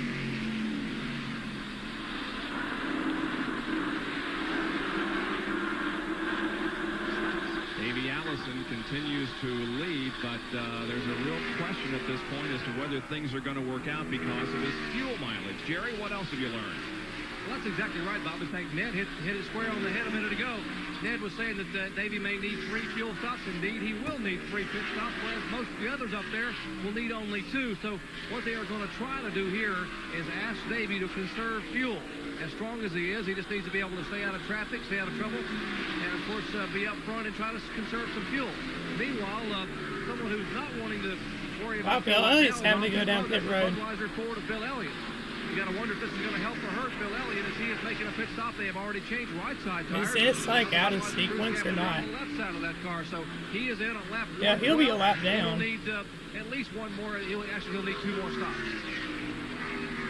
And Jimmy Clean the Hensley windshield finally on the came in 66. So Bill Elliott getting awfully good gas mileage. He Boy, and he Bill, sure is. he and Jimmy Hensley both getting very good gas mileage here today. Well, everybody else came in before the halfway mark. It's lap 112 now, and Elliott and Elliott Hensley stayed just out a making long, their long stops. time. And it hasn't really helped him at points because The front party, he Phillips would lose a 66 little car some out and of then the he pit would gain stand. again. But Bill Elliott is also all right, 90 to go. We'll be right back. Jarrett Waltrip up to 10. Back at Pocono, where Davey Allison continues to lead the Miller. Man, this Genuine I'm Draft surprised it's gone 500. caution-free this long. Kyle Petty running second, and Alan Kowicki is in third position. Well, you know, last year when we had Buffet Benny, he ended up with a pie in the face here at Pocono International Raceway. We aren't doing Buffet Benny anymore. We're doing Benny's World. Buffet Benny. And I wonder what in the world Benny's World found here at Pocono this year. Let's find out, huh? Look at that animation. Vinny's World. So, Joe, how's it going? It's going real good, Benny, but there's something I've been meaning to tell you. We've got to change your image. I mean, a Winston Cup former star, one thing, but now you're a TV celebrity. You got to look the part. TV celebrity. You need a little work. Oh, and I got something here. It's going to take care of it, Benny. Trust me. Hey, I'm ready. All right, come on. Let me check. Okay. This is interesting. They need to do more stuff Benny, like this is going to this. take a lot of work and constant attention, so I got your Winnebago motorhome to follow you anywhere you want to go, and Corinne, your own personal stylist. Oh my God, it's Benny Parsons. Well, hi. Hi, welcome. Good for you. Make me look like that. Is that Elvis? What's that? Yes. Or Tom Cruise? What do you think? Sure. Is this the chair? Sit right down. He's getting a haircut? Right to work. Okay. He doesn't have much hair, so I'm You're right, pretty man. didn't. Oh yeah, I love the I'm Good. This is quite interesting. This is definitely something I didn't expect to see. Benny. Hi, how you doing? Great. Joe sent me. How can I be of service to you today? I got a little crick in my neck. Can you fix me up? Sure, sure. Now he's got a massage therapist. Oh, you are? Yeah. Oh, How's that? that's wonderful. Definitely don't see stuff like this in NASCAR races Oh, anymore. Joe said you were in the mood for a little scalp massage here too today. Yeah, right. A scalp massage. Jiggins eats your heart out, huh? That's wonderful. You disgust me, Parson. I tell you what, my next contract with ESPN is going to Man. Bob's World. That's crazy. Benny Parsons is a legend. And man, yeah, that's something I definitely going to have to clip for my second channel or something, like a shorts video. That's pretty interesting right there. Oh, yeah, right. He said it was her idea. Okay, let's catch you up on Let's go back to the race. Okay, there's Davey. He's like, we'll just get back to race. I mean, that was good timing to just show that now because there wasn't much action going up front, and they had just gotten done with the pit stops, like showing Leaderboard and all that, so they timed a good point it there. But man, that's quite funny. I'll say that. Bring us up to date? Well, reasonably so.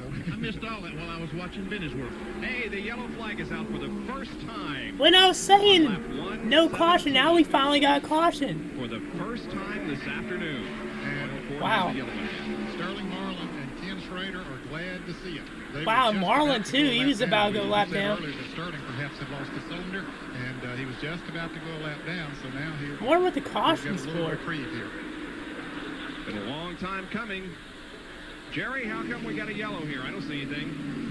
We were told a minute ago that Greg Saxon, the car number 41, had broken a shock absorber, and now some of the drivers are ready with it. They see a piece of a shock absorber laying on the racetrack, so that will diagnose. Okay, so I mean that explains why. Particularly Davey Allison needed a pit debris stop. caution. They're all going to come in under this first caution flag of the day. Let's go pit road to John Curtis. I wonder if anyone else is going to pit here. Kyle Petty was the first one. He was traveling along and saw the shot come off of Greg Sack's car. He radioed it in to Robin Pemberton, who told a NASCAR official, and as a result, we got the camera of the pace car. on the racetrack. The onboard. The pace car out. He's picking up the leader. We still got 34 cars on the racetrack, fellas, and 33 of them saw that out there. Wanted this caution flag. All but one. And maybe Davey Allison. Maybe he did too, so we can get some fuel. Elmo in the GMC pace truck. Yep, I incorrectly identified it as the pace car. It's the pace truck. It's a tradition here at Pocono. Should have those lights on the top going, it seems like. Anyway, we can see those on the lead lap and blinking. Kyle Petty coming in. Namely, Davey Allison, Kyle Petty, Alan Kowicki, Mark Martin, and Ricky Rudd. Okay, so most of the leaders are coming in. Pit. Well, for the very first time today, these crews will be able to battle head-to-head as everyone on the lead lap will make an entry on the pit road. We'll see if anyone can beat Davey out. It'll be very hard for them. Davey had an amazing crew. NASCAR has allowed an 8th man over the wall now to clean some windshield as the crew members have complained of oil in the front part of the windshield. Left side tires on the Davey Allison car. Let's check into the Kyle Petty pit. Remember, these guys had an excellent pit stop. One's in motion right now. All right, Petty's out. Away, 4 tires and fuel, Jerry. Oh, Davey's still going to beat him out, maybe. And Allison and Kyle Petty, but Kyle No, Petty beat him out. Okay, so Kyle Petty's in the lead. once again an outstanding pit stop. Martin's in third. Third off. Boy, they are doing a fine job getting Kyle in and out of the pits. He's going to leave Davey out of pit road. Mark Martin is there in third, and coming back here is Ricky Rudd passing Alan Kowicki. Why Kowicki slow there? Kowicki got across that white line before Ricky Rudd, and that's not a legal pass. He'll have to. There's Ken Schrader, who is also in. He was just about to... He was falling back, so this is good timing for the caution. Oh, Morgan Shepherd, the hood went up on his car. He was having a good race. Wonder what's wrong with his car. Sterling Marlin and Jeff Bodine all leave the pits. You see a safety truck going out on the racetrack to pick up that piece of shot. We are under caution for the first time this afternoon because of debris on the racetrack. We'll be back with more in just a moment at Pocono.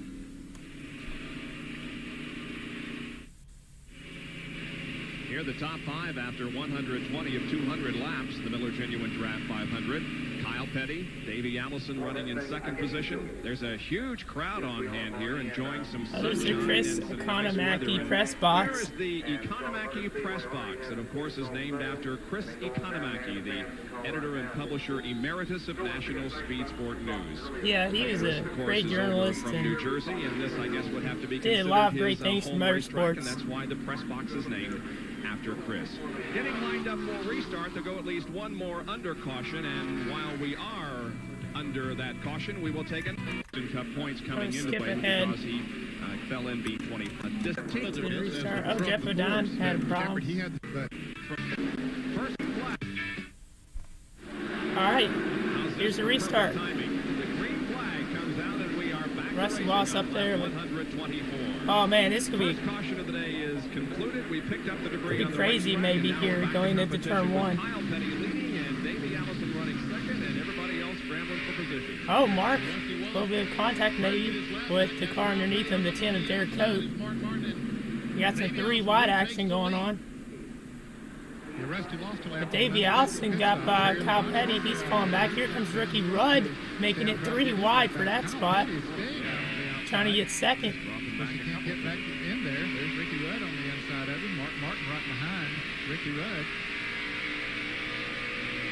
Kyle's hung out there and just simply can't get back to the inside. Now, hit the brakes and come left. There you go. Ooh, who's that on the outside of Martin? Martin. Davey Allison has Terry Labonte on the outside of him. Petty's underneath Kwilyt now. Trying to get by Martin on the outside up in the flat car. Was able to make the pass. So it's Davey leading. Well, Terry Labont's going to go a lap down. And then comes Kyle and Mark. There's Dale Earnhardt. He's all the way back there. 3 wide going in there. They get down into 2 abreast. Schrader's all the way back there as well. Those green cars got side by side. Yeah. Dale Jarrett got hung out on the outside Jarrett, there as well. Hamilton. There's Wally Dallenbach from Bill Elliott's back there. He's hung on the outside. Every time we see that boy seems to be hung on the outside. Yep. When you get out there, you see Schrader on the outside. All those guys on the preferred line on the inside go by you. It's almost like a Talladega, isn't it? Yeah, it is. There's Bill Elliott. With the Phil 66 car looking back from the rear bumper, Bill Elliott. Bill is all the way back in 25th spot. Wow, 25th. And we see that Davey Allison has passed Rusty Wallace to put him a lap down. Man, these guys just aren't. They all just keep jockeying for position down through there. No There's cars are lap down, passing cars that are on the lead lap. All getting single file. That's where they wanted to be, was in single file. But they'd rather be a single file in front of the guy that they're running behind. Exactly. And Schrader's now trying to get by Wally Dallenbach Jr. Kyle Petty's dropped since the restart. He's just falling back. See if Mark could get by him. Pretty close there. Chevrolet. Garrett Cope. Oh, he got way down on the rumble strip. Yeah, still is. Wow, you can just see the bump slowed him down there, and here comes Mark. I'm surprised Mark hasn't slingshot him yet, but he's probably going to here. Oh, man. He was literally got right on his back bumper. Wiki goes with him. Yeah, Wiki's right behind Mark.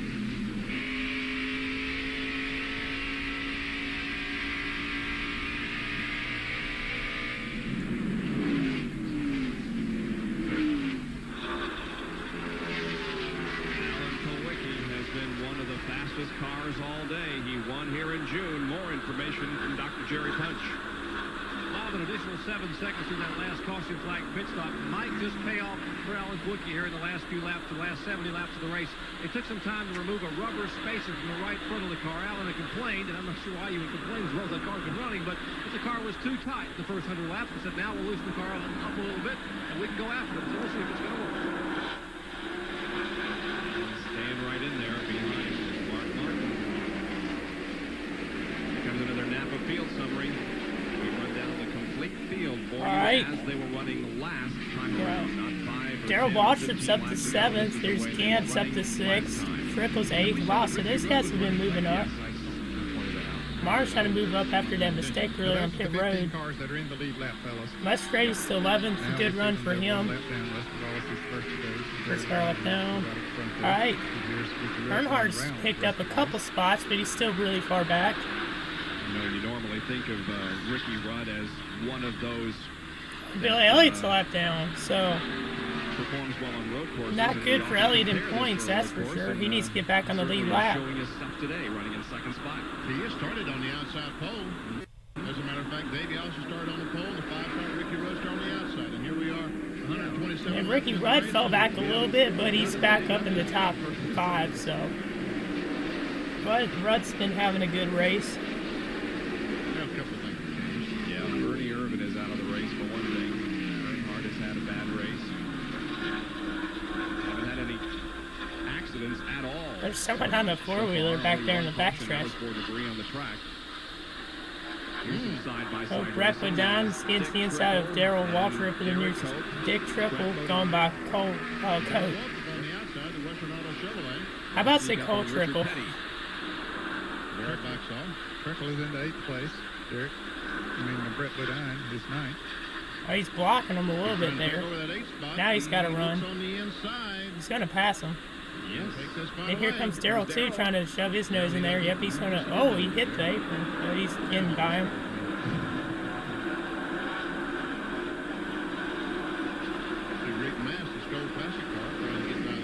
Rick Mass, he's been in the back. I'm surprised his car's going faster now. That Chad Little in the 9. Pulling out down on the inside. Dale Jarrett follows him, picking up a little bit of draft. And there's Martin and Kowicki behind LaFont. Oh, here comes Allen. He's got to run. Here comes Kowicki on the inside. Man, he has such a strong car in this race and in the previous Pocono race. Now Martin should come back as you come off this corner, back up on the back bumper. Not that much. I'll tell you, that's 7 cars fast. Has moved to 4th. Want to again mention, for those of you who watched Saturday Night Thunder, very quickly, that Mac McClellan, the driver who had that terrible accident last night during Saturday Night Thunder, the latest medical condition we had on him, a basal skull fracture, both arms. Oh man, basal skull fracture. That's what a lot of drivers had, you know, with the wrecks. Back in the 90s and 80s, that was a constant injury. Or a common injury, not a constant, but it was a common injury. Alright, cup right, so 131 of 200. When we were here in June, because of that caution, it slowed the average speed down, but still on pace to beat the record. We're on record pace at over 146 and 131 laps completed with Davey Allison, your leader over Ricky Rudd, Kyle Petty, Alan Kowicki, Mark Martin. Hey, go back to the basal skull fractures. Like, there were so many drivers that passed away because of that, and with head injuries in racing. And thankfully, there's been major safety improvements over the years. Terry Labonte also in the shot there. He is 17th position. There's Mark. Rusty Wallace in 16th.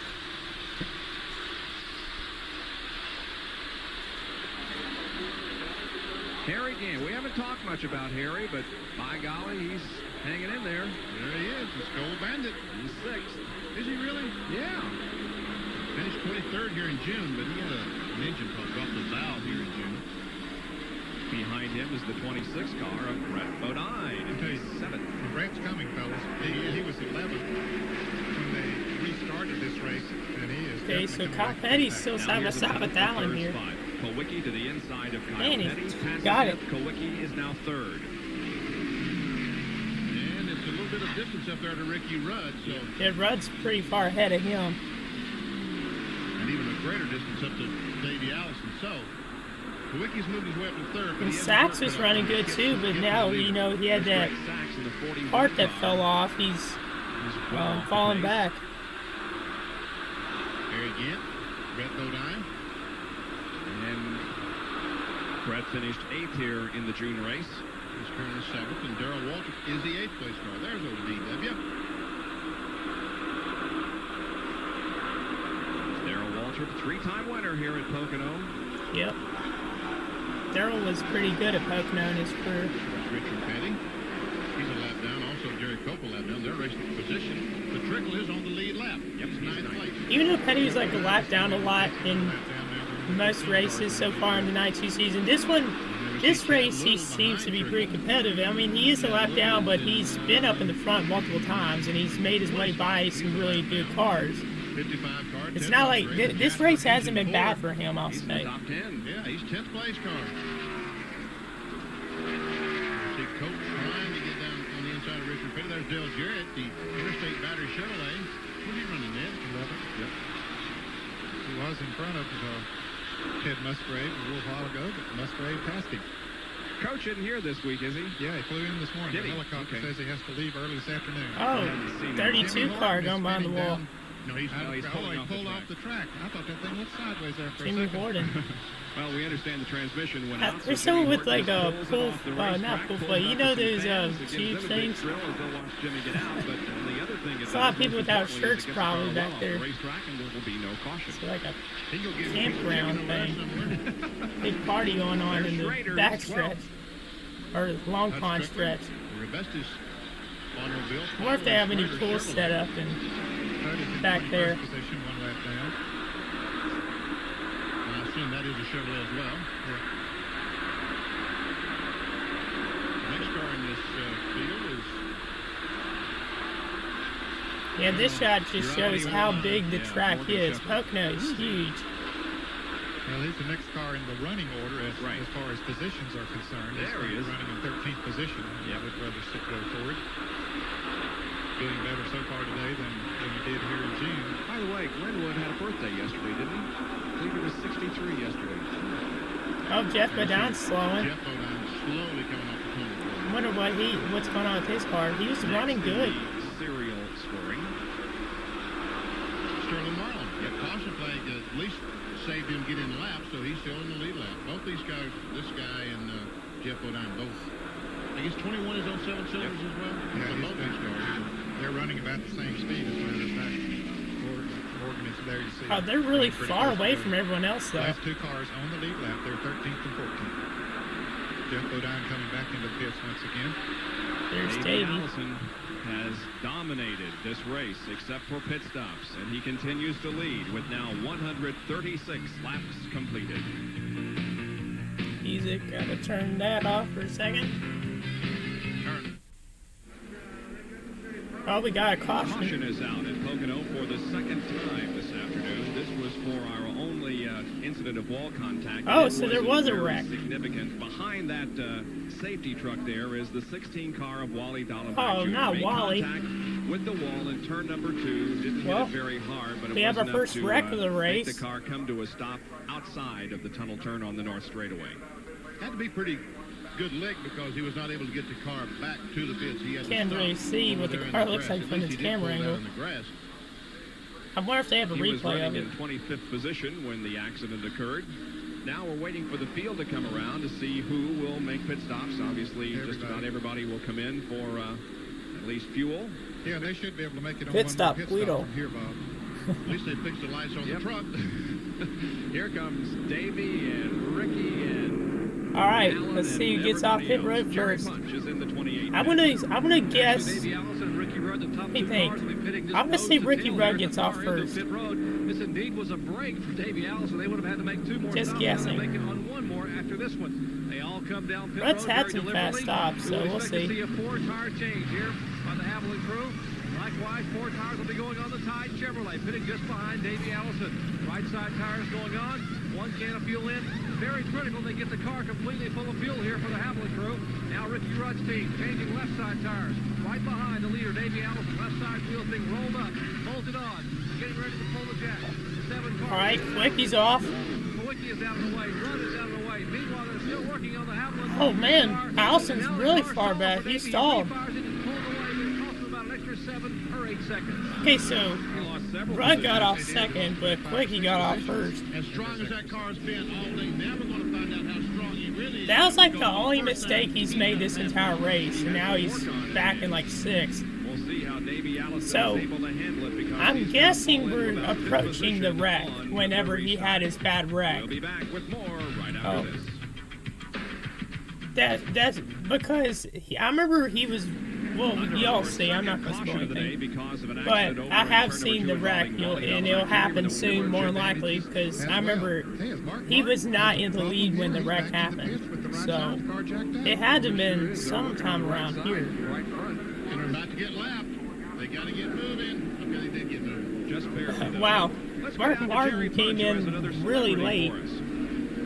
We're with Danny Shirley. About got lapped too. That's crazy. Group Confederate Railroad out of Atlanta. And Danny, your first NASCAR race live. I know you watch a lot of them. Welcome to NASCAR. Oh, this has been great. Joe Mattioli invited us up to play before the race, and we've had a ball. Confederate. Now, I What? understand your new I've never heard of this guy before. Nominated for Video of the Year, and it features a fellow whose shirt you're wearing. You're Jerry Glanville, the head coach of the Atlanta. Coach Jerry Glanville, Atlanta Falcons. Yeah, buddy. Now, Glanville's a big sport sports. He's involved in driving some now, some Busch Grand National. Yeah, he's been. He just recently got into the driving and is doing pretty well, from what I understand. Well, good luck on the Video of the Year nomination. Well, thanks a lot. Appreciate it. Another celebrity here in the pits, Danny Shirley, lead singer for Confederate Railroad. I wonder what he does now, or if he's still alive. In front of the Skip ahead. All right, I guess it's a restart. What do you mean a weekend off? You know where I'm going to be next weekend? I'm going to be in Portland, Oregon. Huh. We're doing Speed Week live out there on Saturday night, and Sunday afternoon Looks like we'll be they're still doing gonna a IMSA GTP have another race lap with, before they get going. Grabham and Fangio and Jones and all those guys. So I hope you can watch next Sunday afternoon as we do the IMSA race live from Portland. Well, I've been trying to borrow some money, so... Okay, Martin all the way down to 14th. He was up in the top 5. Oh, yeah, right. Well, what makes you say that? We work every day. Well, I do. All right, Eddie's 20th. You don't get next weekend off. We won't be televising that race, but there will be. Wow, Harry Gant's coming in again. The car is just a problem, and he's been shutting off the cooling fans. But the battery that's been in the car is just Jeff Odon's up there too. He's had some mechanical issue appeared earlier. He's just really slow. And a minute ago, Mark was in for a lengthy stop. They had a breather line for the transmission that laid over against the headers and was creating some smoke. They came in and jacked it up to remove that area that was contacting the headers, and now it's smoked a little bit more. They decided to bring him back in. It's already at the tail end of the line there, so rather than take a chance on it smoking some more and getting black flag, they have him back here in the pits, the right side jacked up. Implications for Mark. We're working now on the Mark Martin car. We have 144 laps, just 56 away from the completion of the Miller Turn the music off. Back to Pocono after this. 144, 200, so we're almost to 50 to go in this race. When the Winston Cup teams arrive at the race and tape measure, order Skip ahead. extras, they have built a special fuel cell measuring gauge. Okay. It's cool. If it doesn't, you're illegal. Because someone to put you in A long caution period. All right, so they got back going. Back to green on lap 148. The leader of the race is Alan Kowicki. Those two cars Here comes Red, though. He's on his back, bumper almost. Are lap cars. Rusty Walk and Derek Cope, both guys trying their best to get a lap back. They're in front of the leader right now if they can stay there. Yeah, I have a feeling Davey's flip's going to happen in the next few laps. Belongs to Ricky Rudd. Third is Kyle Petty. And look at old DW. Yeah, fourth is Walter. And Darrell Walters up there, yeah. Is Davey Allison. So Wallace and Cope are trying to stay ahead of Kowicki.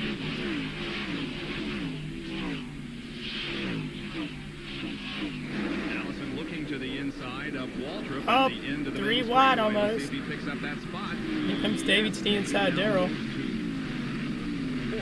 going to slide back, trying to slide back under him. Just a little bit. Darrell Waltrip thought about going back inside of him. Wow, look at that. Blocking. Wallace is just trying so hard to stay on the lead lap. He's blocking a lot. Derek Cope moved over to try to draft on Rusty Wallace. And Kowicki and Rudd went by him on the outside. Tell you what, that was a pretty gutsy move on those guys' part.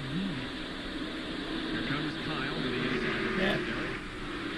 And the 28 car is going to try to follow.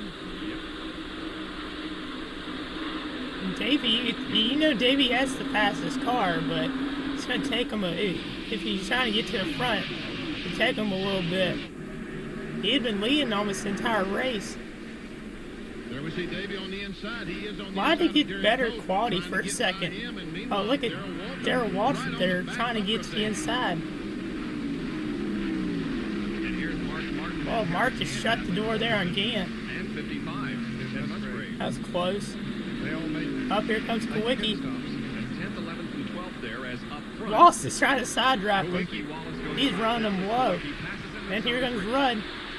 Almost hit him. Rudd just staying right on the bumper Kowicki there right now. How long can he do that? Rusty gets out of the way now. Cotton Petty. Oh, here it is. Here's the wreck. Ouch. Yeah. Such a bad wreck, man. Davey Allison. And the tire going flying back on the track too. That was a horrible wreck. Davey Allison. His car is upside down. Okay, so I gotta tell y'all something real quick. So, I remember the first time I saw this wreck. It was on YouTube.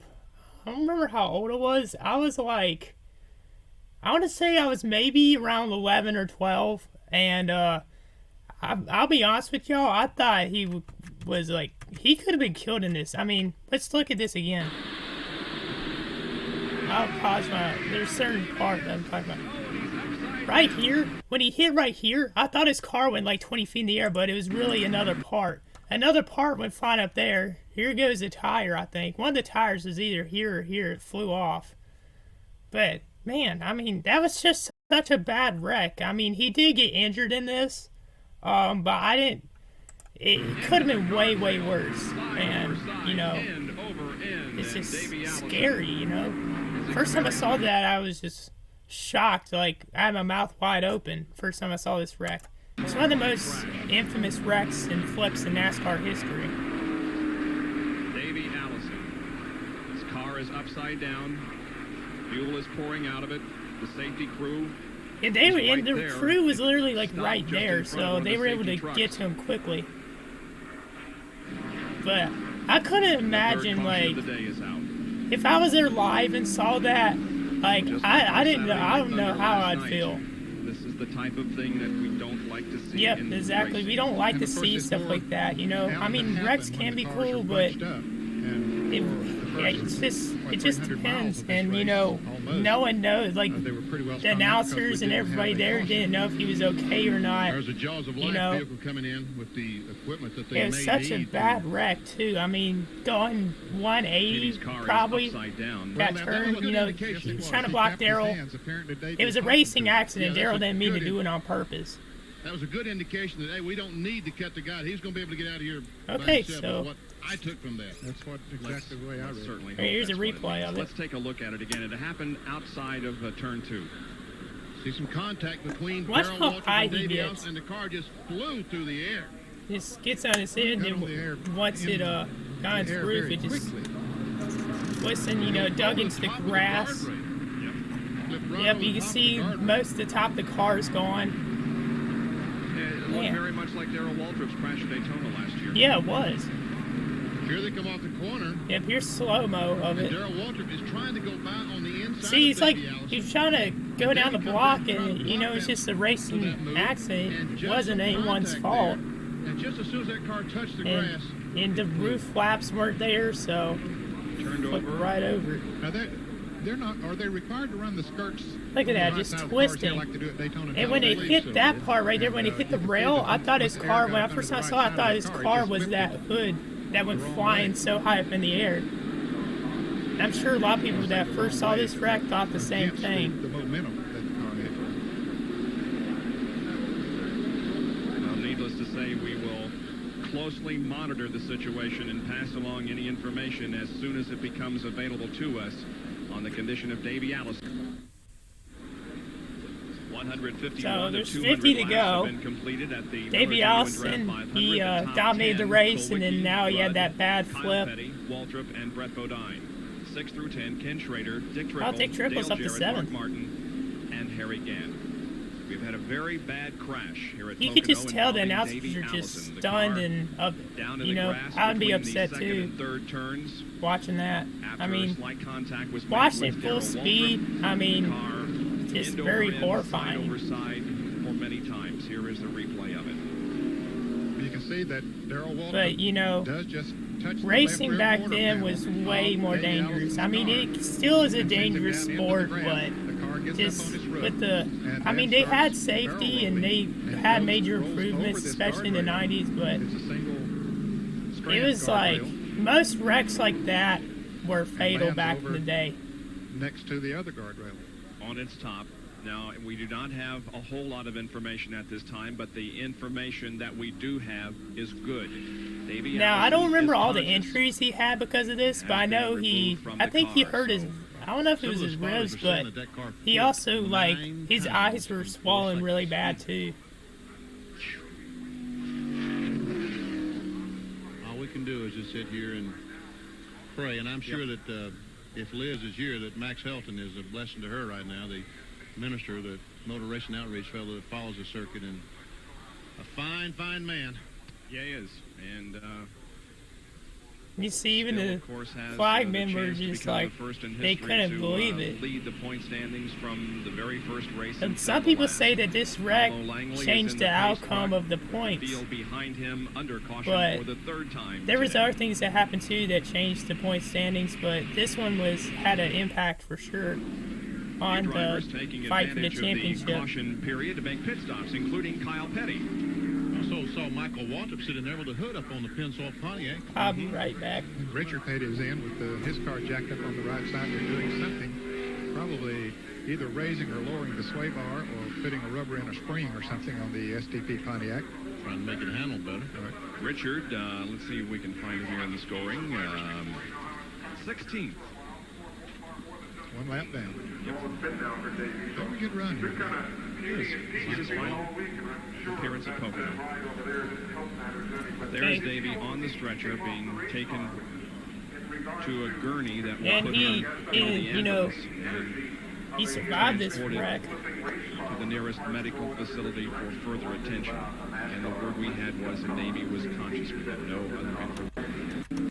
Twitch rules on, and hopefully make sure that's for those if for Twitch, if you're watching this, he was all right. So hopefully I don't get a strike or anything or get the video taken down. You did see Davey's arms moving as he was being transported to the ambulance, so that's another good sign.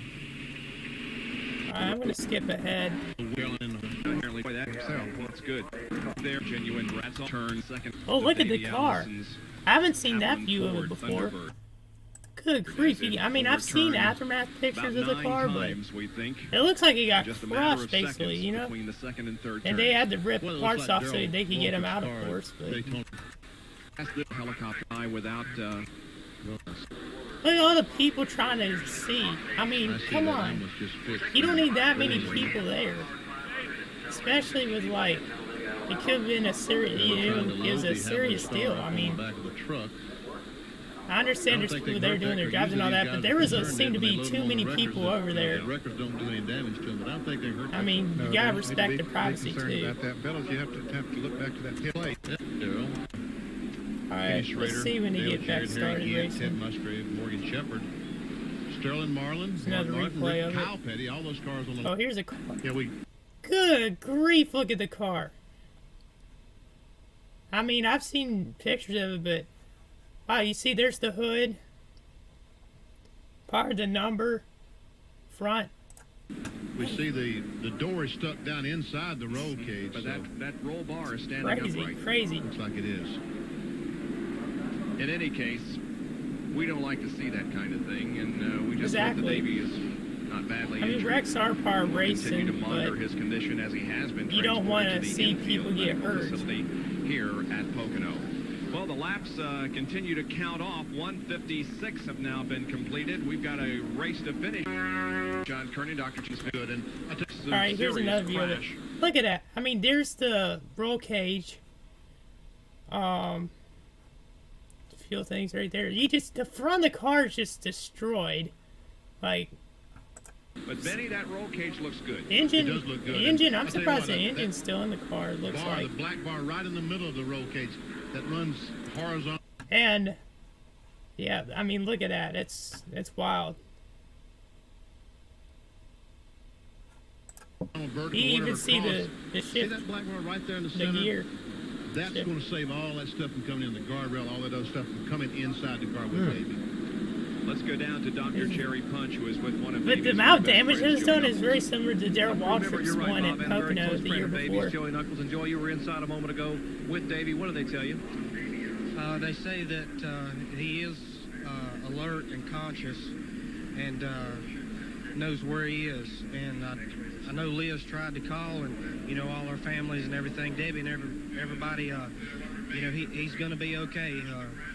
They're checking him over real good and fixing. You see all the people that are trying to hear too. To the hospital.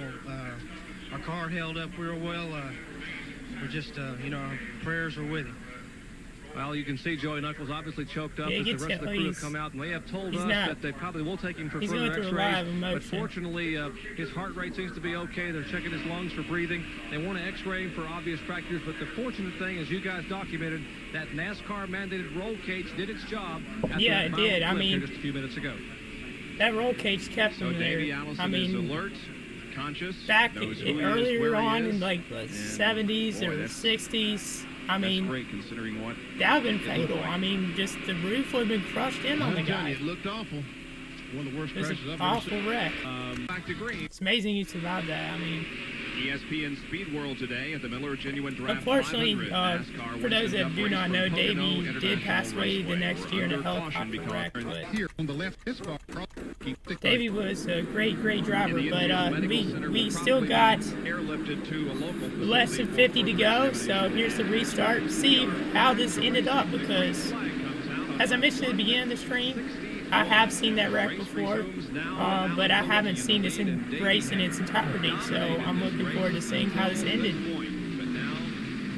Davey Allison dominated the race, looked like he was going to win, and then he got caught up because of a pit road issue, slow stop, and then he had that wreck.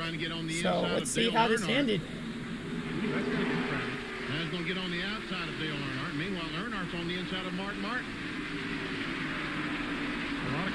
Dale Earnhardt's car seems to be doing decent. I mean, class act by Dale Earnhardt. you can tell it's kind of slower than other cars that day. Because these guys are racing for the win.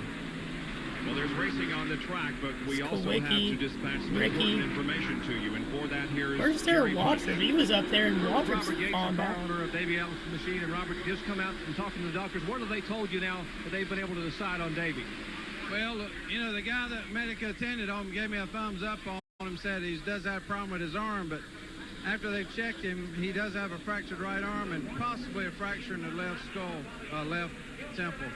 Oh, wow. They are going to take him to Allentown, the Lehigh Valley for x-rays. Yes.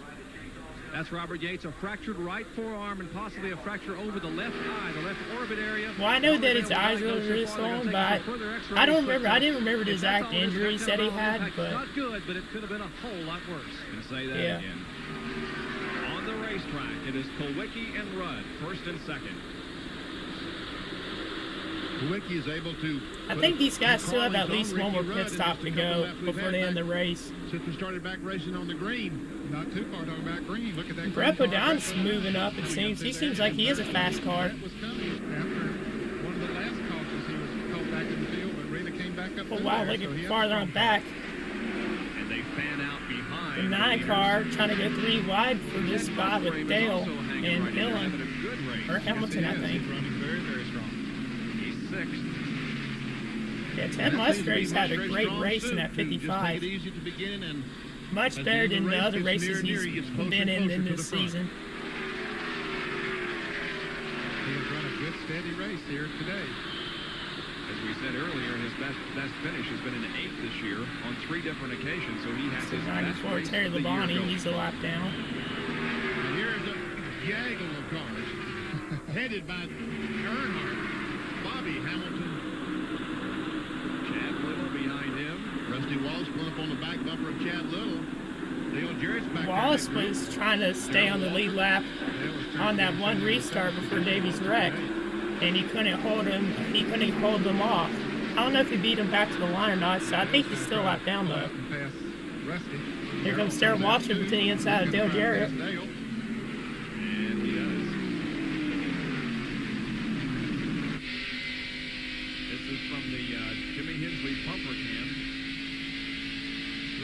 Way up high there. Looks like the cwilreacts Chevrolet of Derek Coe behind him. Yep, that's him. Focus 20th. Trickle on the inside of Ken Schrader. Harry Gant pulls alongside. Oh, look at Richard Petty there. He squeaked by.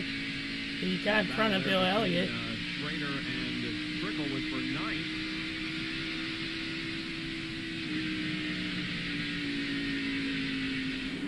A good 3-car, even a 4-car battle. Rudd was like right on Allen's bumper. He could have tried to pass him there, but he didn't. Some great competition here as... I mean, I'm sure he was trying, but... I wonder if Kowicki, and then, they said he took a rubber out of the right front. Now that he's out clear racetrack and no one in front of him, I wonder if he wishes he had that rubber back in the right front. Well, you wonder, because he had been able to come up and pass cars and pull away from them, but he's not able to pull away from these guys now. But I think we've had these caution flags, and it has given the teams an opportunity to make adjustments on the car, so we might see some come to the forefront that we haven't seen that much today. Brett Ledine is one. Mark Martin, he seems to be gaining a little bit. Running about the same spot, same tracks around the racetrack.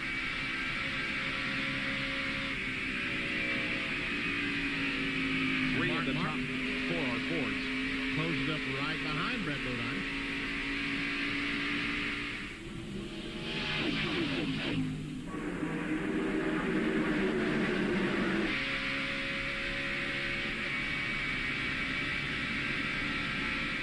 Martin, the Rucan, and the Fram Field Summary to the left. Watch for your favorite driver.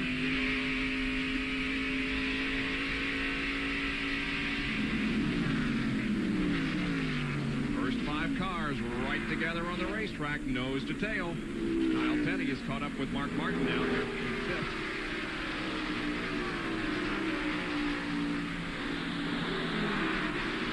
See Bill Elliott back in 23rd spot, but I think that's still enough. If the further complicate Davey Allison's day, Bill will probably take over the Winston Cup point lead if he finishes the race today. Separation was 46 coming in. Allison over Elliott in the point standings.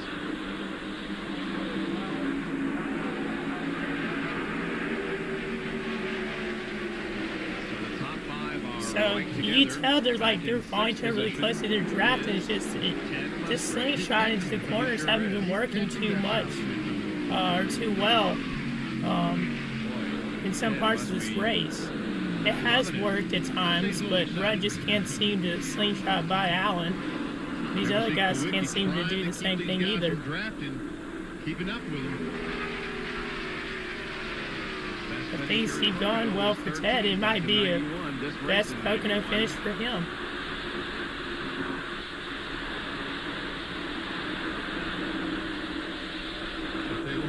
Talking about Musgrave, I bet his crew, D.K. Ulrich, Ray and Diane DeWitt, the owners of the car, I bet they are excited down there now. Well, they got to be. He's had a very, very good run.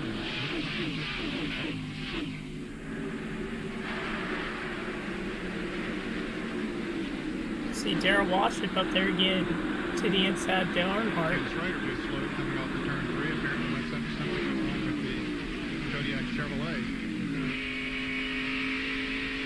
He was running into the right position. He just slowed dramatically as he came off the turn 3. Everybody passes Ken Schrader. Looks like he's still under power, so probably just a solar going now? He was in 9th. He was experienced. What appears to be an engine problem.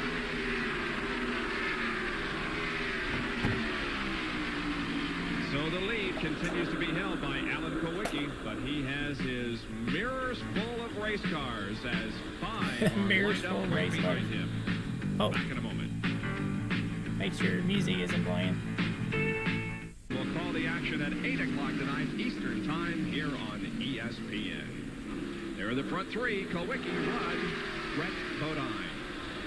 What's going to happen on the last pit stop? Gas only? What do you think? You guys are I think supposed to. I think we'll have to take on tires. You think There's so? such a difference in the speed of new tires and hot rolling tires. I think they've only got to run 5 or 6 laps. Well, okay. If they can go that close, well then. Yeah, but I think Rick is going to have to stop with maybe 20 laps to go. Oh, really? Oh, Well, okay. I don't know, 15 or something. There's a lot of them that did come in and top off, so they should be able to go, probably down to where maybe they only have 5 or 6 laps to go. Musgrave is clogged Kyle Petty. All right, so Musgrave's trying to get by Kyle here. Who's with Buddy Parrott. Buddy, it almost seems like you guys have come out of nowhere, stuck into the top 10, and now he's trying to make a move out there on the racetrack. What you got in there? Well, first of all, the Jasper engine car is really working great, and the chassis, we were up here last time, and we had a little problem, and but this time the car is working well, the engine's working great, and the crew's doing a great job in the pits also. Ted's just, you know, we started way back 27th. We had a little problem qualifying, but he's been running real smooth all day long, and it's beginning to pay off. The only problem is we got another Michigan deal. Looks like we're going to stop for gas. Is that all you're going to do is stop for gas on this the final stop? Just stop for gas? Yeah, it looks like we may have to stop about a 10, make about a 10 lap. 10 No laps tires, just gas. So, you know, that's the deal. But the crew's going crazy. We must have got by somebody else. Well, he's just past Kyle Petty. Now, they're going to have to stop for gas. On the way up here, guys, I stopped by and talked to Jeff Hammond. He says, hey, we may try to go all the way. They were one of the teams that, on the last couple of laps of that caution period, they ducked onto pit road and topped off. Interesting. Anyway, Musgrave has gone into fifth position, passing Kyle Petty. And the crew went crazy. But he said, we must have passed someone else because the crew went crazy. Well, when Buddy Parrott mentioned Michigan, he had moved up into the top 5 and was really running as good as everybody up there, excepting Davey Allison. But they did have to come in for fuel near the end of the race, and that cost them several positions. Man, those three have pulled away. It's just they haven't been able to pass each other, it seems. Either that or they're waiting to make their moves closer to pit stop time. And Martin and Musgrave and Petty. Kowicki's getting a break right now because Ricky Rudd is having to worry about Brett Bodine. And he can't concentrate on passing the Kowicki car because he doesn't want to get out of position because he's going to lose the position. And that's playing into Kowicki's hands right now. We understand that Allen will be in 7 laps. His car number, 7 laps. It was, about 140 laps to go. 140 laps to run, 60 laps to go when they made that last pit stop.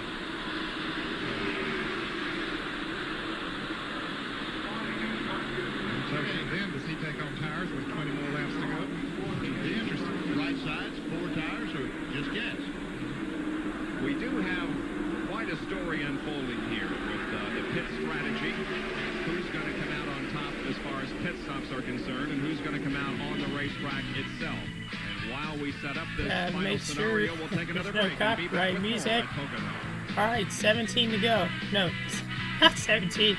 27 to go. I had a bad brain moment there. Well, the crowd do not roast me in the comments for that. Watch the action on the racetrack and the laps counting down 175. About hey, how about TV? Leaving us 25 laps to go at Pocono, USA, and Pocono. Is that a number 2 seat?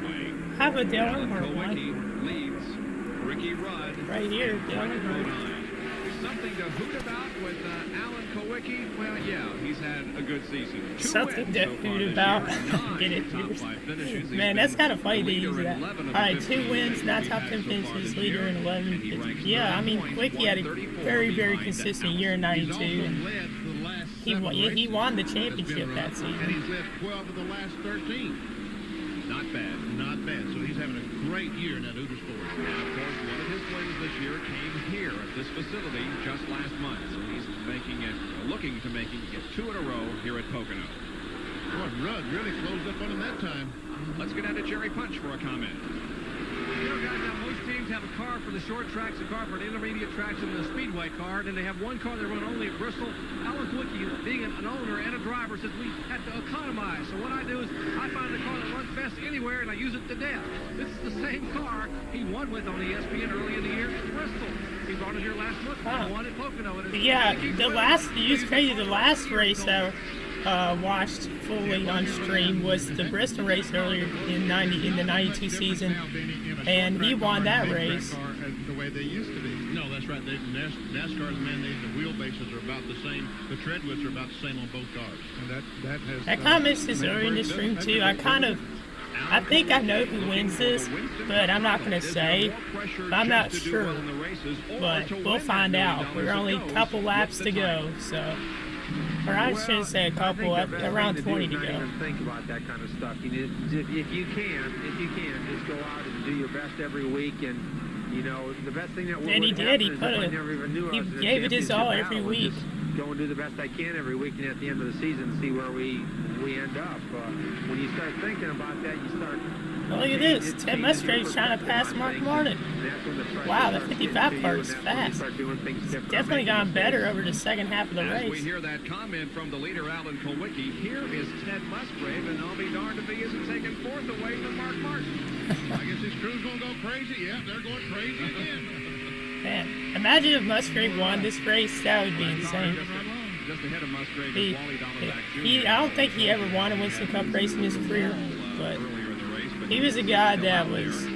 He usually ran mid-pack, so to see him up front's pretty cool. As they make repairs on it, but he's out there trying to make as many laps as he can. Ed Musgrave and Mark Martin, 4th and 5th. Inside Mark Martin's Valvoline Ford now. Coming off corner number 3 on the main straightaway. Zoom.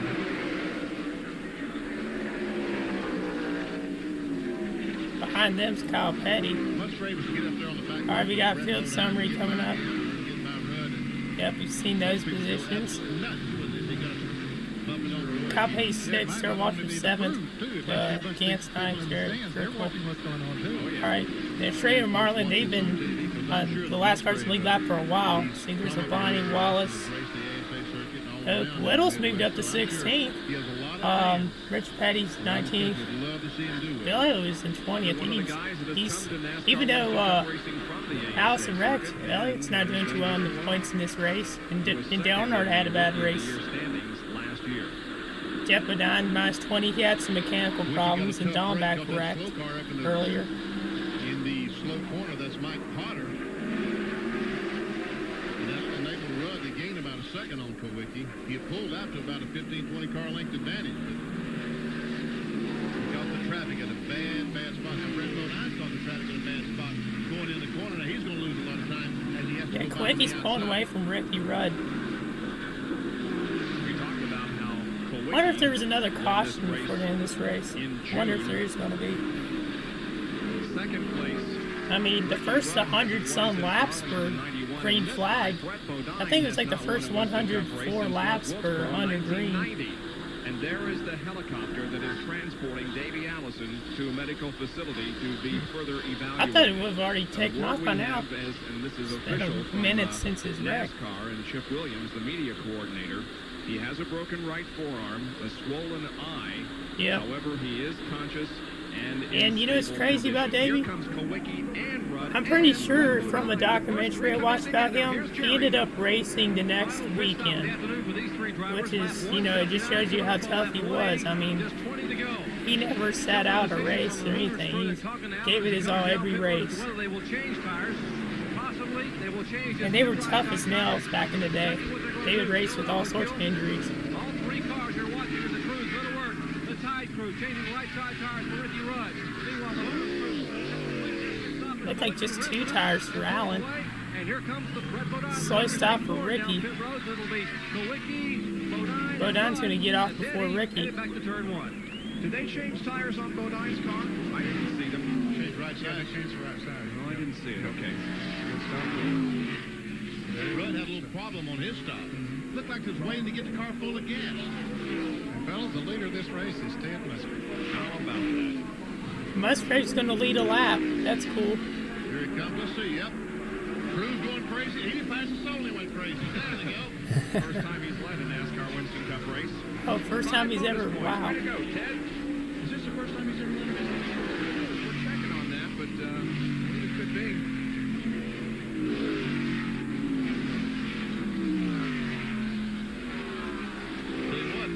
Ray DeWitt, Dick Eric's not going to want to let him go now, you know. I say, hey, Ted, hang around, buddy, because we got some great things going here. I think that's the situation. Well, this race, I mean, if anything keeps him out of he's had some good runs this year, but nothing like the top 5, top 10. So, if he were to get a huge top 5 here, I mean, I wonder how many other great finishes like this he had. Well, then again, the race isn't over, so we don't know what's going to happen with Ted. I don't know where he's finished, but we'll see. And our congratulations to Martha McCann of Kittery, Maine, who is watching us here on ESPN and correctly identified the winner of the halfway challenge. She wins a beautiful Chevrolet Luna to that halfway challenge. If you want to enter the contest at the Budweiser at the Glen on August 9th. Write to Gillette Halfway Challenge, Post Office Box 2246, St. Petersburg, Florida, 33731-2246. You must be 18 years of age or older to enter, and we must receive your entry by Saturday, August the 8th, to be eligible for that race. Again, Martha McCann, here he is, run by Brett Bodine. Her cousin, Marianne Ward, also of Kittery, won a car in Gillette Halfway Challenge earlier this year, and if memory serves me correctly, that was for the Indianapolis 500. Look here, Ricky Rudd has caught and passed Brett Bodine. I wonder if Brett is having some sort of a problem. It looks like Rudd pulled away pretty good coming off of that turn, but here comes Rudd back up there. Has a problem, or maybe it's just not handling as well. It's just that P-tire change. 18 laps to go. Oh, 18 to go. So it's coming down to the end here. Race. Stay with us for the concluding laps. We'll be back right after this. All right. Let's leaderboard. Oh, Jarrett's in 5th. Huh. After 500. He'll need a pit stop before the end of the race. It's predicted in about 6 more laps with 10 laps to go. Behind him is all right, we got 10 to go. Martin. Then comes the 42 of Kyle Petty. Now, coming up just out of turn number 3 and down the front stretch here is the 17 car of Darrell Waltrip. At the moment, it is 4th. John, what's their pit strategy for the rest of the race? Hey, you know Darrell Waltrip and Jeff Hammond, they're plotting their strategy. They've been talking about it. Jeff has told Darrell, hey, conserve fuel. Oh, so they're trying to save fuel here. Fuel mileage. They don't plan to pit, and by my calculation, they're not planning to pit. Well, I mean, we've seen in Pocono over the years that people have tried to save fuel and they've run out before on the last lap. There's that one race in, I want to say 2015, where Busch and Logano ran out in the final laps. Who stretches fuel mileage to the nth degree. There is Harry Gant. He's right behind Darrell Waltrip. Now Waltrip and Gant might try to race each other for the win and stay out there. Well, that means they've used more fuel, and they'll both run out of fuel on the last blow all lap. the strategy out the window. Now, fellas, Harry Gant stopped 2 laps. It doesn't look like DW saving much fuel, though. I mean, he could be trying to... He could try to pass Rusty, but he's not. Well, we're glad to announce that this guy, Buddy Parrott, has become the Western Auto Mechanic of the race. Congratulations to Buddy and his tremendous job that he's done getting Ted Musgrave to the front of the pack. And we saw the crew trying to figure out just how many laps they can run before they have to stop for fuel. DW hasn't won a race this season, so he's looking for his first win of 1992. If Darrell saves, he could win this. This doesn't look like he's saving. Here comes Mark Martin in the pits. Musgrave goes right on by, runs another lap, but and Musgrave's going to run out. Jarrett Punch is there. It looked like Darrell was kind of early, because I remember the restart, he fell really far back. So maybe he did save enough, we'll see. Is that his brakes? Man, you can just tell how worn his brakes are. You hear them screeching. That was a quick stop for Mark, but that's enough fuel. Martin just fueled. Okay, there goes Kwilyt down towards turn 1. He's going to be right behind Mark Martin, or maybe in front of him. Let's see. There goes Kwilyt. There goes Kyle Petty, but meanwhile, Kwilyt and Mark Martin are right up there, and Martin in front of Kwilyt. Sure is. Wow. So Mark Martin would be in the lead if Darrell was to run out, or 55 maybe. But here comes Allen. Martin's not the speed from leaving the pits yet, and Kwilyt goes by. That's how close it was. And yep, here comes Ted. So we'll see if he can hold it. A tense moment here in Musgrave's pit. He comes in just a little hot, has to lock up the brakes. He maintained his 70 miles an hour. They're not going to pit him. It's good that he stayed at 70. He's finally away. That is a key whenever you're under the speed limit down pit road. It's some of the cars will slow down sooner. Now, he might be able to get out ahead of Alan Kwilyt's car, fellas. He's not going to get out ahead of Darrell Waltrip and Harry Gant. Here goes Kwilyt down towards turn 1. I think Musgrave is going to beat him. Okay, so to get that car up to speed. Here comes Kwikie's behind all this. yep. Wow. So Musgrave, if Darrell is going to, or Harry Gant runs out, then Musgrave could win. Harry Gant can't make it. Musgrave might win this thing. How about that? But Allen's fast though. We'll see. Allen has a good many cars between he and Musgrave. Man, it's coming down final laps. Slow traffic is going to hurt Cwilyt because Musgrave doesn't have that much traffic in front of him. Well, the drama builds. There it comes. There's the margin, too. Here again, just one car behind Rusty Wallace. Uh-oh, Darrell's in front of Rusty. Yeah, how can he do that? Well, he went ahead and passed him. I don't know. Darrell finally got by Wallace. He's kind of holding him up. Trying to conserve fuel. Let's go to the pits. John Kernan. Talking with Jeff Hammond. Jeff, obviously you guys have He's decided going slower, to you stretch can the fuel tell. mileage again. Do you have enough in that tank? Well, we hope so, John. We've tried to plan everything down to that last stop. We're trying to get as much as we could in the car. We've been having Darrell drive as much as we can. We still got the old man 33 behind us right there. We may have to kill him. The old man. But, you know, right now we got kind of boxed in, so we couldn't race with the guys we wanted to race with. So we had to go like the backup plan to see what we could do here. It's worked a couple times for us. Hopefully it'll work again today, and we can hold Harry off and we get one in the victory lane. That's Jeff Hammond, Darrell Waltrip's crew chief in about 11 laps. We'll find out if he's right. That's the reason he passed Rusty Wallace. He looks up and sees Harry Gant coming, and he needed to go ahead. Well, see, that's what I said. That's going to cost both of them the race. The fact they had to race someone. Yep. Racing each other. Here's Dale Jarrett coming Ten in. to go. Up to third, but he's got to have a little bit of fuel in the interstate. Let's see if they can hold him off. We have 10 laps to go. There's Dale coming in for his final pit Everyone stop. seems to be on the same tires, so I don't think. I'm sure. Justin Terrell, the left. Boy, he didn't get much gas in there. No, he didn't. Jarrett didn't get much at all. He's gonna lose. Because the gas man He's gonna run out. But I was gonna say that like all these guys are on the same amount of tires almost. So Darrell's pretty much could win this as long as he doesn't run out.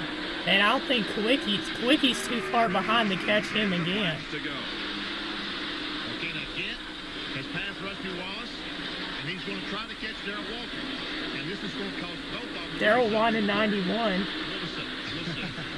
Well, they will Here at burn Pocono. more fuel. I know they're going to burn more fuel. Let's see how far back they are. Yep, there's Musgrave. Ted Musgrave. Here comes Ted. Sachs is trying to pass him. Even though Sachs is like mobile laps down, there's Bill Elliott too. You can see him back there. You can see him. Quicky's gaining on Ted. Uh-oh, Musgrave got a tough break. The fact that Greg Sachs was able to get by him, he's going to slow him down a little bit. And Dick Prickle is in between him. Now, Dick, I don't know if he'll have to look at us head stop or not. Yeah, he's on the lead lap in fourth place. Now, Dale Jarrett, mistake. He's coming back into the pits and didn't get any fuel in the car. That's right. Stop and go was too quick. They didn't get any fuel in the car. Man, Dale Jarrett, they were having a good race too. He's going to lose more spots. And Alan Kowicki now sneaking up on this Dick Trickle car. Trickle moves over, lets him go.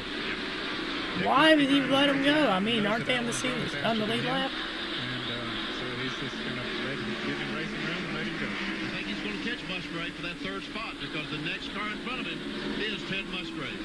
Yeah, he's going to catch him.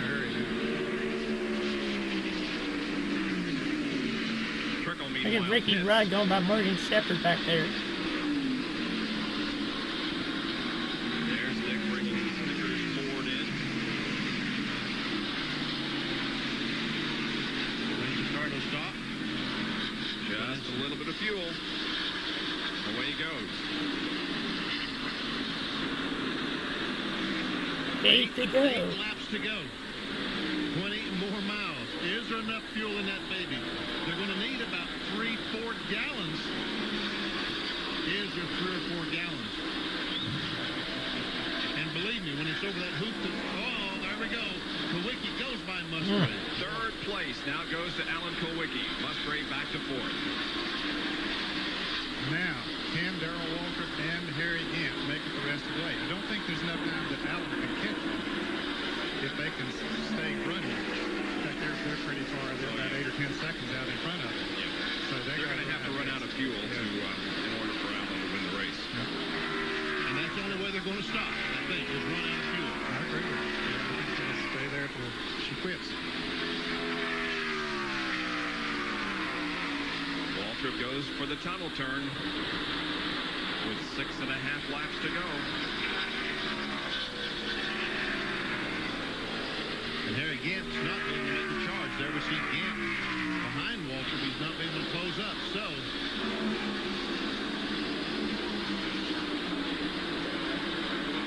Darrell has not won a race. Walsh was second at Michigan.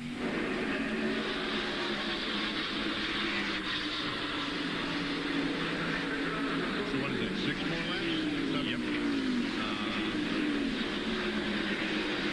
Oh, here comes Ricky Rudd by Martin. Battling for position. This is for 5th spot. Ricky gets it. Oh, there's debris there. Looks like a tire or something. 6 more laps. Imagine they just threw the caution. Riding with Mark Martin, Who has caught Ricky Rudd. Martin's windshield's pretty dirty.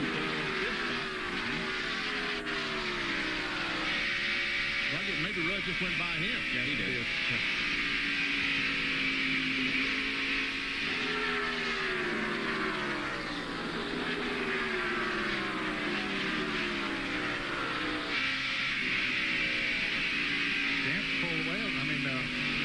Walter has pulled away a little bit from Harry Gant. Now he's running in on some traffic. Waltrip making his way down the front stretch, passing Ken Schrader. There's second place Ken. And now there are 5 laps to go. That Gant might have sensed that he might not be able to catch Darrell and said, hey, let me go ahead and conserve this fuel. Let him go ahead and run hard. And see if I can make it, he can. I told us 7 laps a little bit ago, or 6 laps a little bit ago. The scoreboard is 1 behind, I think. it's really confusing because now they've flashed up another, we'll say 5 laps to go while Walter's over in the tunnel corner. So let it suffice to say, I don't know how many laps there is to go. Well, I think coming down this time there will be 4. If Darrell Waltrip should win, it will be his first Winston Cup win since June of '91. It will be his 82nd career NASCAR Winston Cup. 82nd, he had 84 in his career, so that means if he does win this, and if he only had 2 more wins left in his Alan career. Kowicki running 3rd. And Ricky Rudd coming up on Ted Musgrave. Didn't quite make the best then. For 4th spot.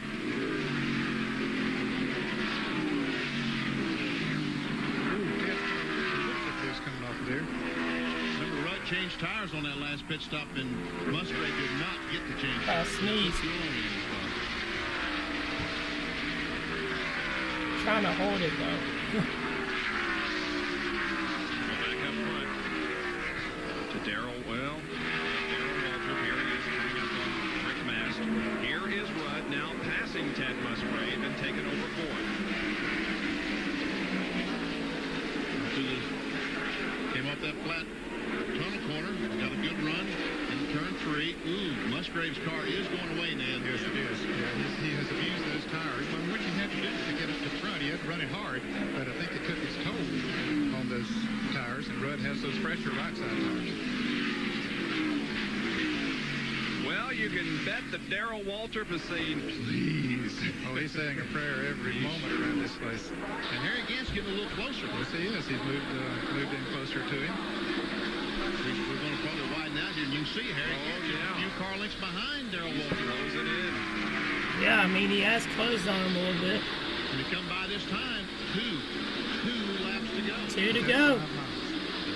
Takes a little over a gallon of gas. Let's see. 198 complete. 2 to go. Can Waltrip and Gant hang on? Can both of them hang on? Can one of them hang on? If they don't, it's going to be Alan Kowicki winning this race. Here comes Kowicki. He just went by the start-finish line as Waltrip goes down in turn 1. Kowicki has a good lead over Ricky Rudd. Rudd, who is running 4th. Gant's closing in, guys. He's Yeah, he has. Waltrip's got to speed up to try to hold him off. We're showing you the interval between 2nd and 3rd. There's Alan. So you can see he's not going to catch the front 2. He's not going to catch them unless they run out. This time by, the white flag will be displayed. I think Andy Peter told Harry Gant, forget about saving gas. You got to go for it. Yeah, you got to go for it now. He's coming up closer and closer as they come off of turn 3. And the white flag will be waving, Bob. Yep. It's going to be exciting. 1 more lap to go. All right, 1 to go. Let's see if they're up to hold them off. And and to take the chance is not to finish second. So you got to stand on the accelerator, and you got to take the lead away from Darrell Waltrip. And that is exactly what Harry Gant's motive and his desire is at the moment. His motive and his desire is. Darrell Waltrip, who is continuing to hold the lead as we watch that battle between. For some reason, I can't see my screen anymore. Darrell Waltrip still up to speed on the long. Trying to watch, trying to see on the phone if there's any more comments, but it's not connecting for some reason. I'm surprised they've lasted this long on fuel. I thought they would have run out. Another corner to manipulate, and then onto the long straightaway, and halfway down it for the checkered flag. Yeah, he's stretched out now over Harry Gant, and the Western Auto crew is saying, "Come on, Darrell, come on, Darrell." Waltrip gets his first win of the year in 1992.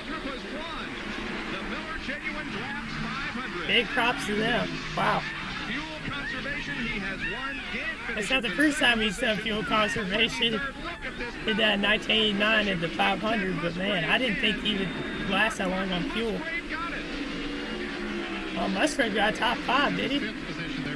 Wow. Wasn't it? Well, that was fourth. Wow. So great finish for the 55 team. I mean, great performance by them. Hey, high fives, high tens all the way around. You guys made the Hammond's call. pumped. For a minute there, did he radio in and say it kind of gurgled a little bit on him? Well, what it does, when you get real low in the tank, sometimes certain parts of the racetrack, it's going to swing all the fuel away from the pickup. And when it does that, the pressure will go down a little bit. And Darrell's real conscious of that. When he sees the pressure move, he'll call me. But, you know, everything went great today. And, you know, we just did a good job trying to plan our strategy. We couldn't beat them on the racetrack, so we had to outsmart them. And it worked for us. Yep, it did. Too excited about this, are you? Oh, I mean, I can't say enough about it. I mean, we lost one like this at Dover, so now we got one back from it at Pocono. It's kind of neat. I think it's going to be a wild celebration in Victory Lane, guys.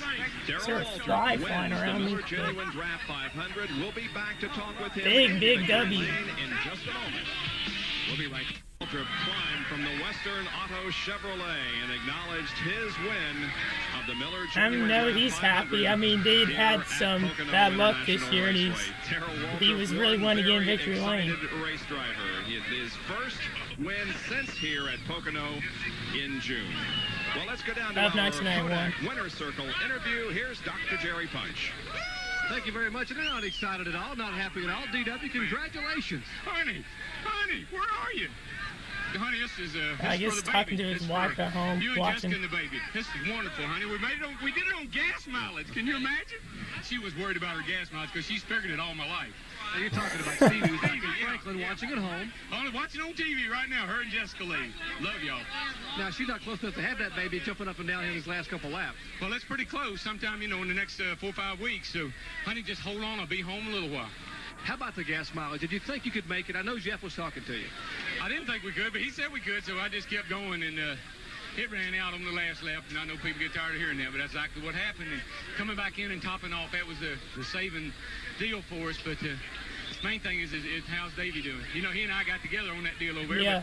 But it was nothing I could do. He just kept cutting, and when we hit, he just turned and went right into the infield. So I don't know what y'all saw, but we did get together. Well, that's the first thing. We might tell the folks almost the very first thing Darrell Waltrip asked when he jumped out of the car here is how's Davey Allison. And we'll tell you, Davey, they think he has a broken right arm and may have a fracture above his left eye, but otherwise, he seems to be okay, DW. Well, I'm sorry. Sorry that happened, but, we were all going for the same hole. Yeah, it wasn't his fault. Just run out of the ring. It's been a long time. Glad he he cared about the situation and all that too. Or this spring race, I guess. Man, what a race! I mean, almost a year, but today it was long, was good here in the but spring, and we broke a gearbox. Today, it was classic Pocono race. I mean, it just a lot of drama there at the end. And he thanks the Lord for a safe race. Another guy who's probably just as happy as the that was an interesting race, I'll say. I mean, first 100 laps was pretty much green flag. Then there was that wreck with Dawn back. That debris caution, Allison had his flip, and then went green rest away. Man, what an interesting race, I'll say. Let's hear what Chad Musgrave said. You might have had a shot at the win there. The fuel mileage was the key today. Yeah, the fuel mileage we still haven't quite worked out. It got us a little bit of Michigan and hurt a little bit here today, but that Radius Motorsports Jasper Ford is coming on. Every time we come out with it, get better and better. And I just burned up the right front tire towards the end, and I couldn't hold off Ricky. You know, I did my best to hold off Mark, and I think he may have gave me a little edge at the end there to hold in front of him. But everybody ran me good today. I'm proud of everybody that I ran with, and the crew did an excellent job. The car ran well all day. I just burned the tires off trying to stay up front. That's Ted Musgrave, satisfied with his finish today, but he thinks he could do better, and he probably will next week. Ted Musgrave, 5th. Darrell Waltrip's win. And there's other people flocking out of the stands, but yeah. Before we head out and end the stream, let's look at the race results. Okay, so 3 caution, yep, not available. It's sold out, that's for sure. Average speed wasn't the record, but it was close. Waltrip got first, Harry Gant second, Quickie third, yep, Musgrave 5th. Okay, so pretty much what we had seen. Okay, Jarrett got top 10. Marlin, after his problems, he moved to 11th, but only 10 cars on the lead lap. Richard Petty got 20th. He was up front at some points, but he kind of fell back. Bill Elliott, I thought he was back in the 20s. He actually finished 13th, so we'll look at point standings in a second. Earnhardt 23rd. Yeah, so it's crazy. And Davey Allison led 115 of the 200 laps. Quickie led 58. Yep. Okay, point standing. So Bill Elliott moves into the points lead because of Allison's wreck. Quake's still 3rd. Gant moved up to 4th. I'm surprised Dale's still 6th. Labonte 7th, right? Darrell Waltrip's in 12th. Pretty much. Ernie Irving fell back because of his problems.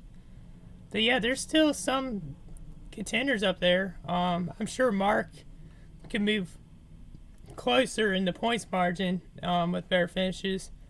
But yeah, so it's probably going to do it for the video. I thank everyone for watching this. If you're watching this on Twitch, and hopefully I get this up on YouTube.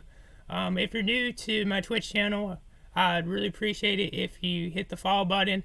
And if you're watching this on YouTube, please like and subscribe. I'm on the road to 500 subscribers, so I'd really appreciate it if you could do that. And I appreciate everyone who watched this to the end as well. Thank y'all very much, and I'll see y'all in the next one. Peace.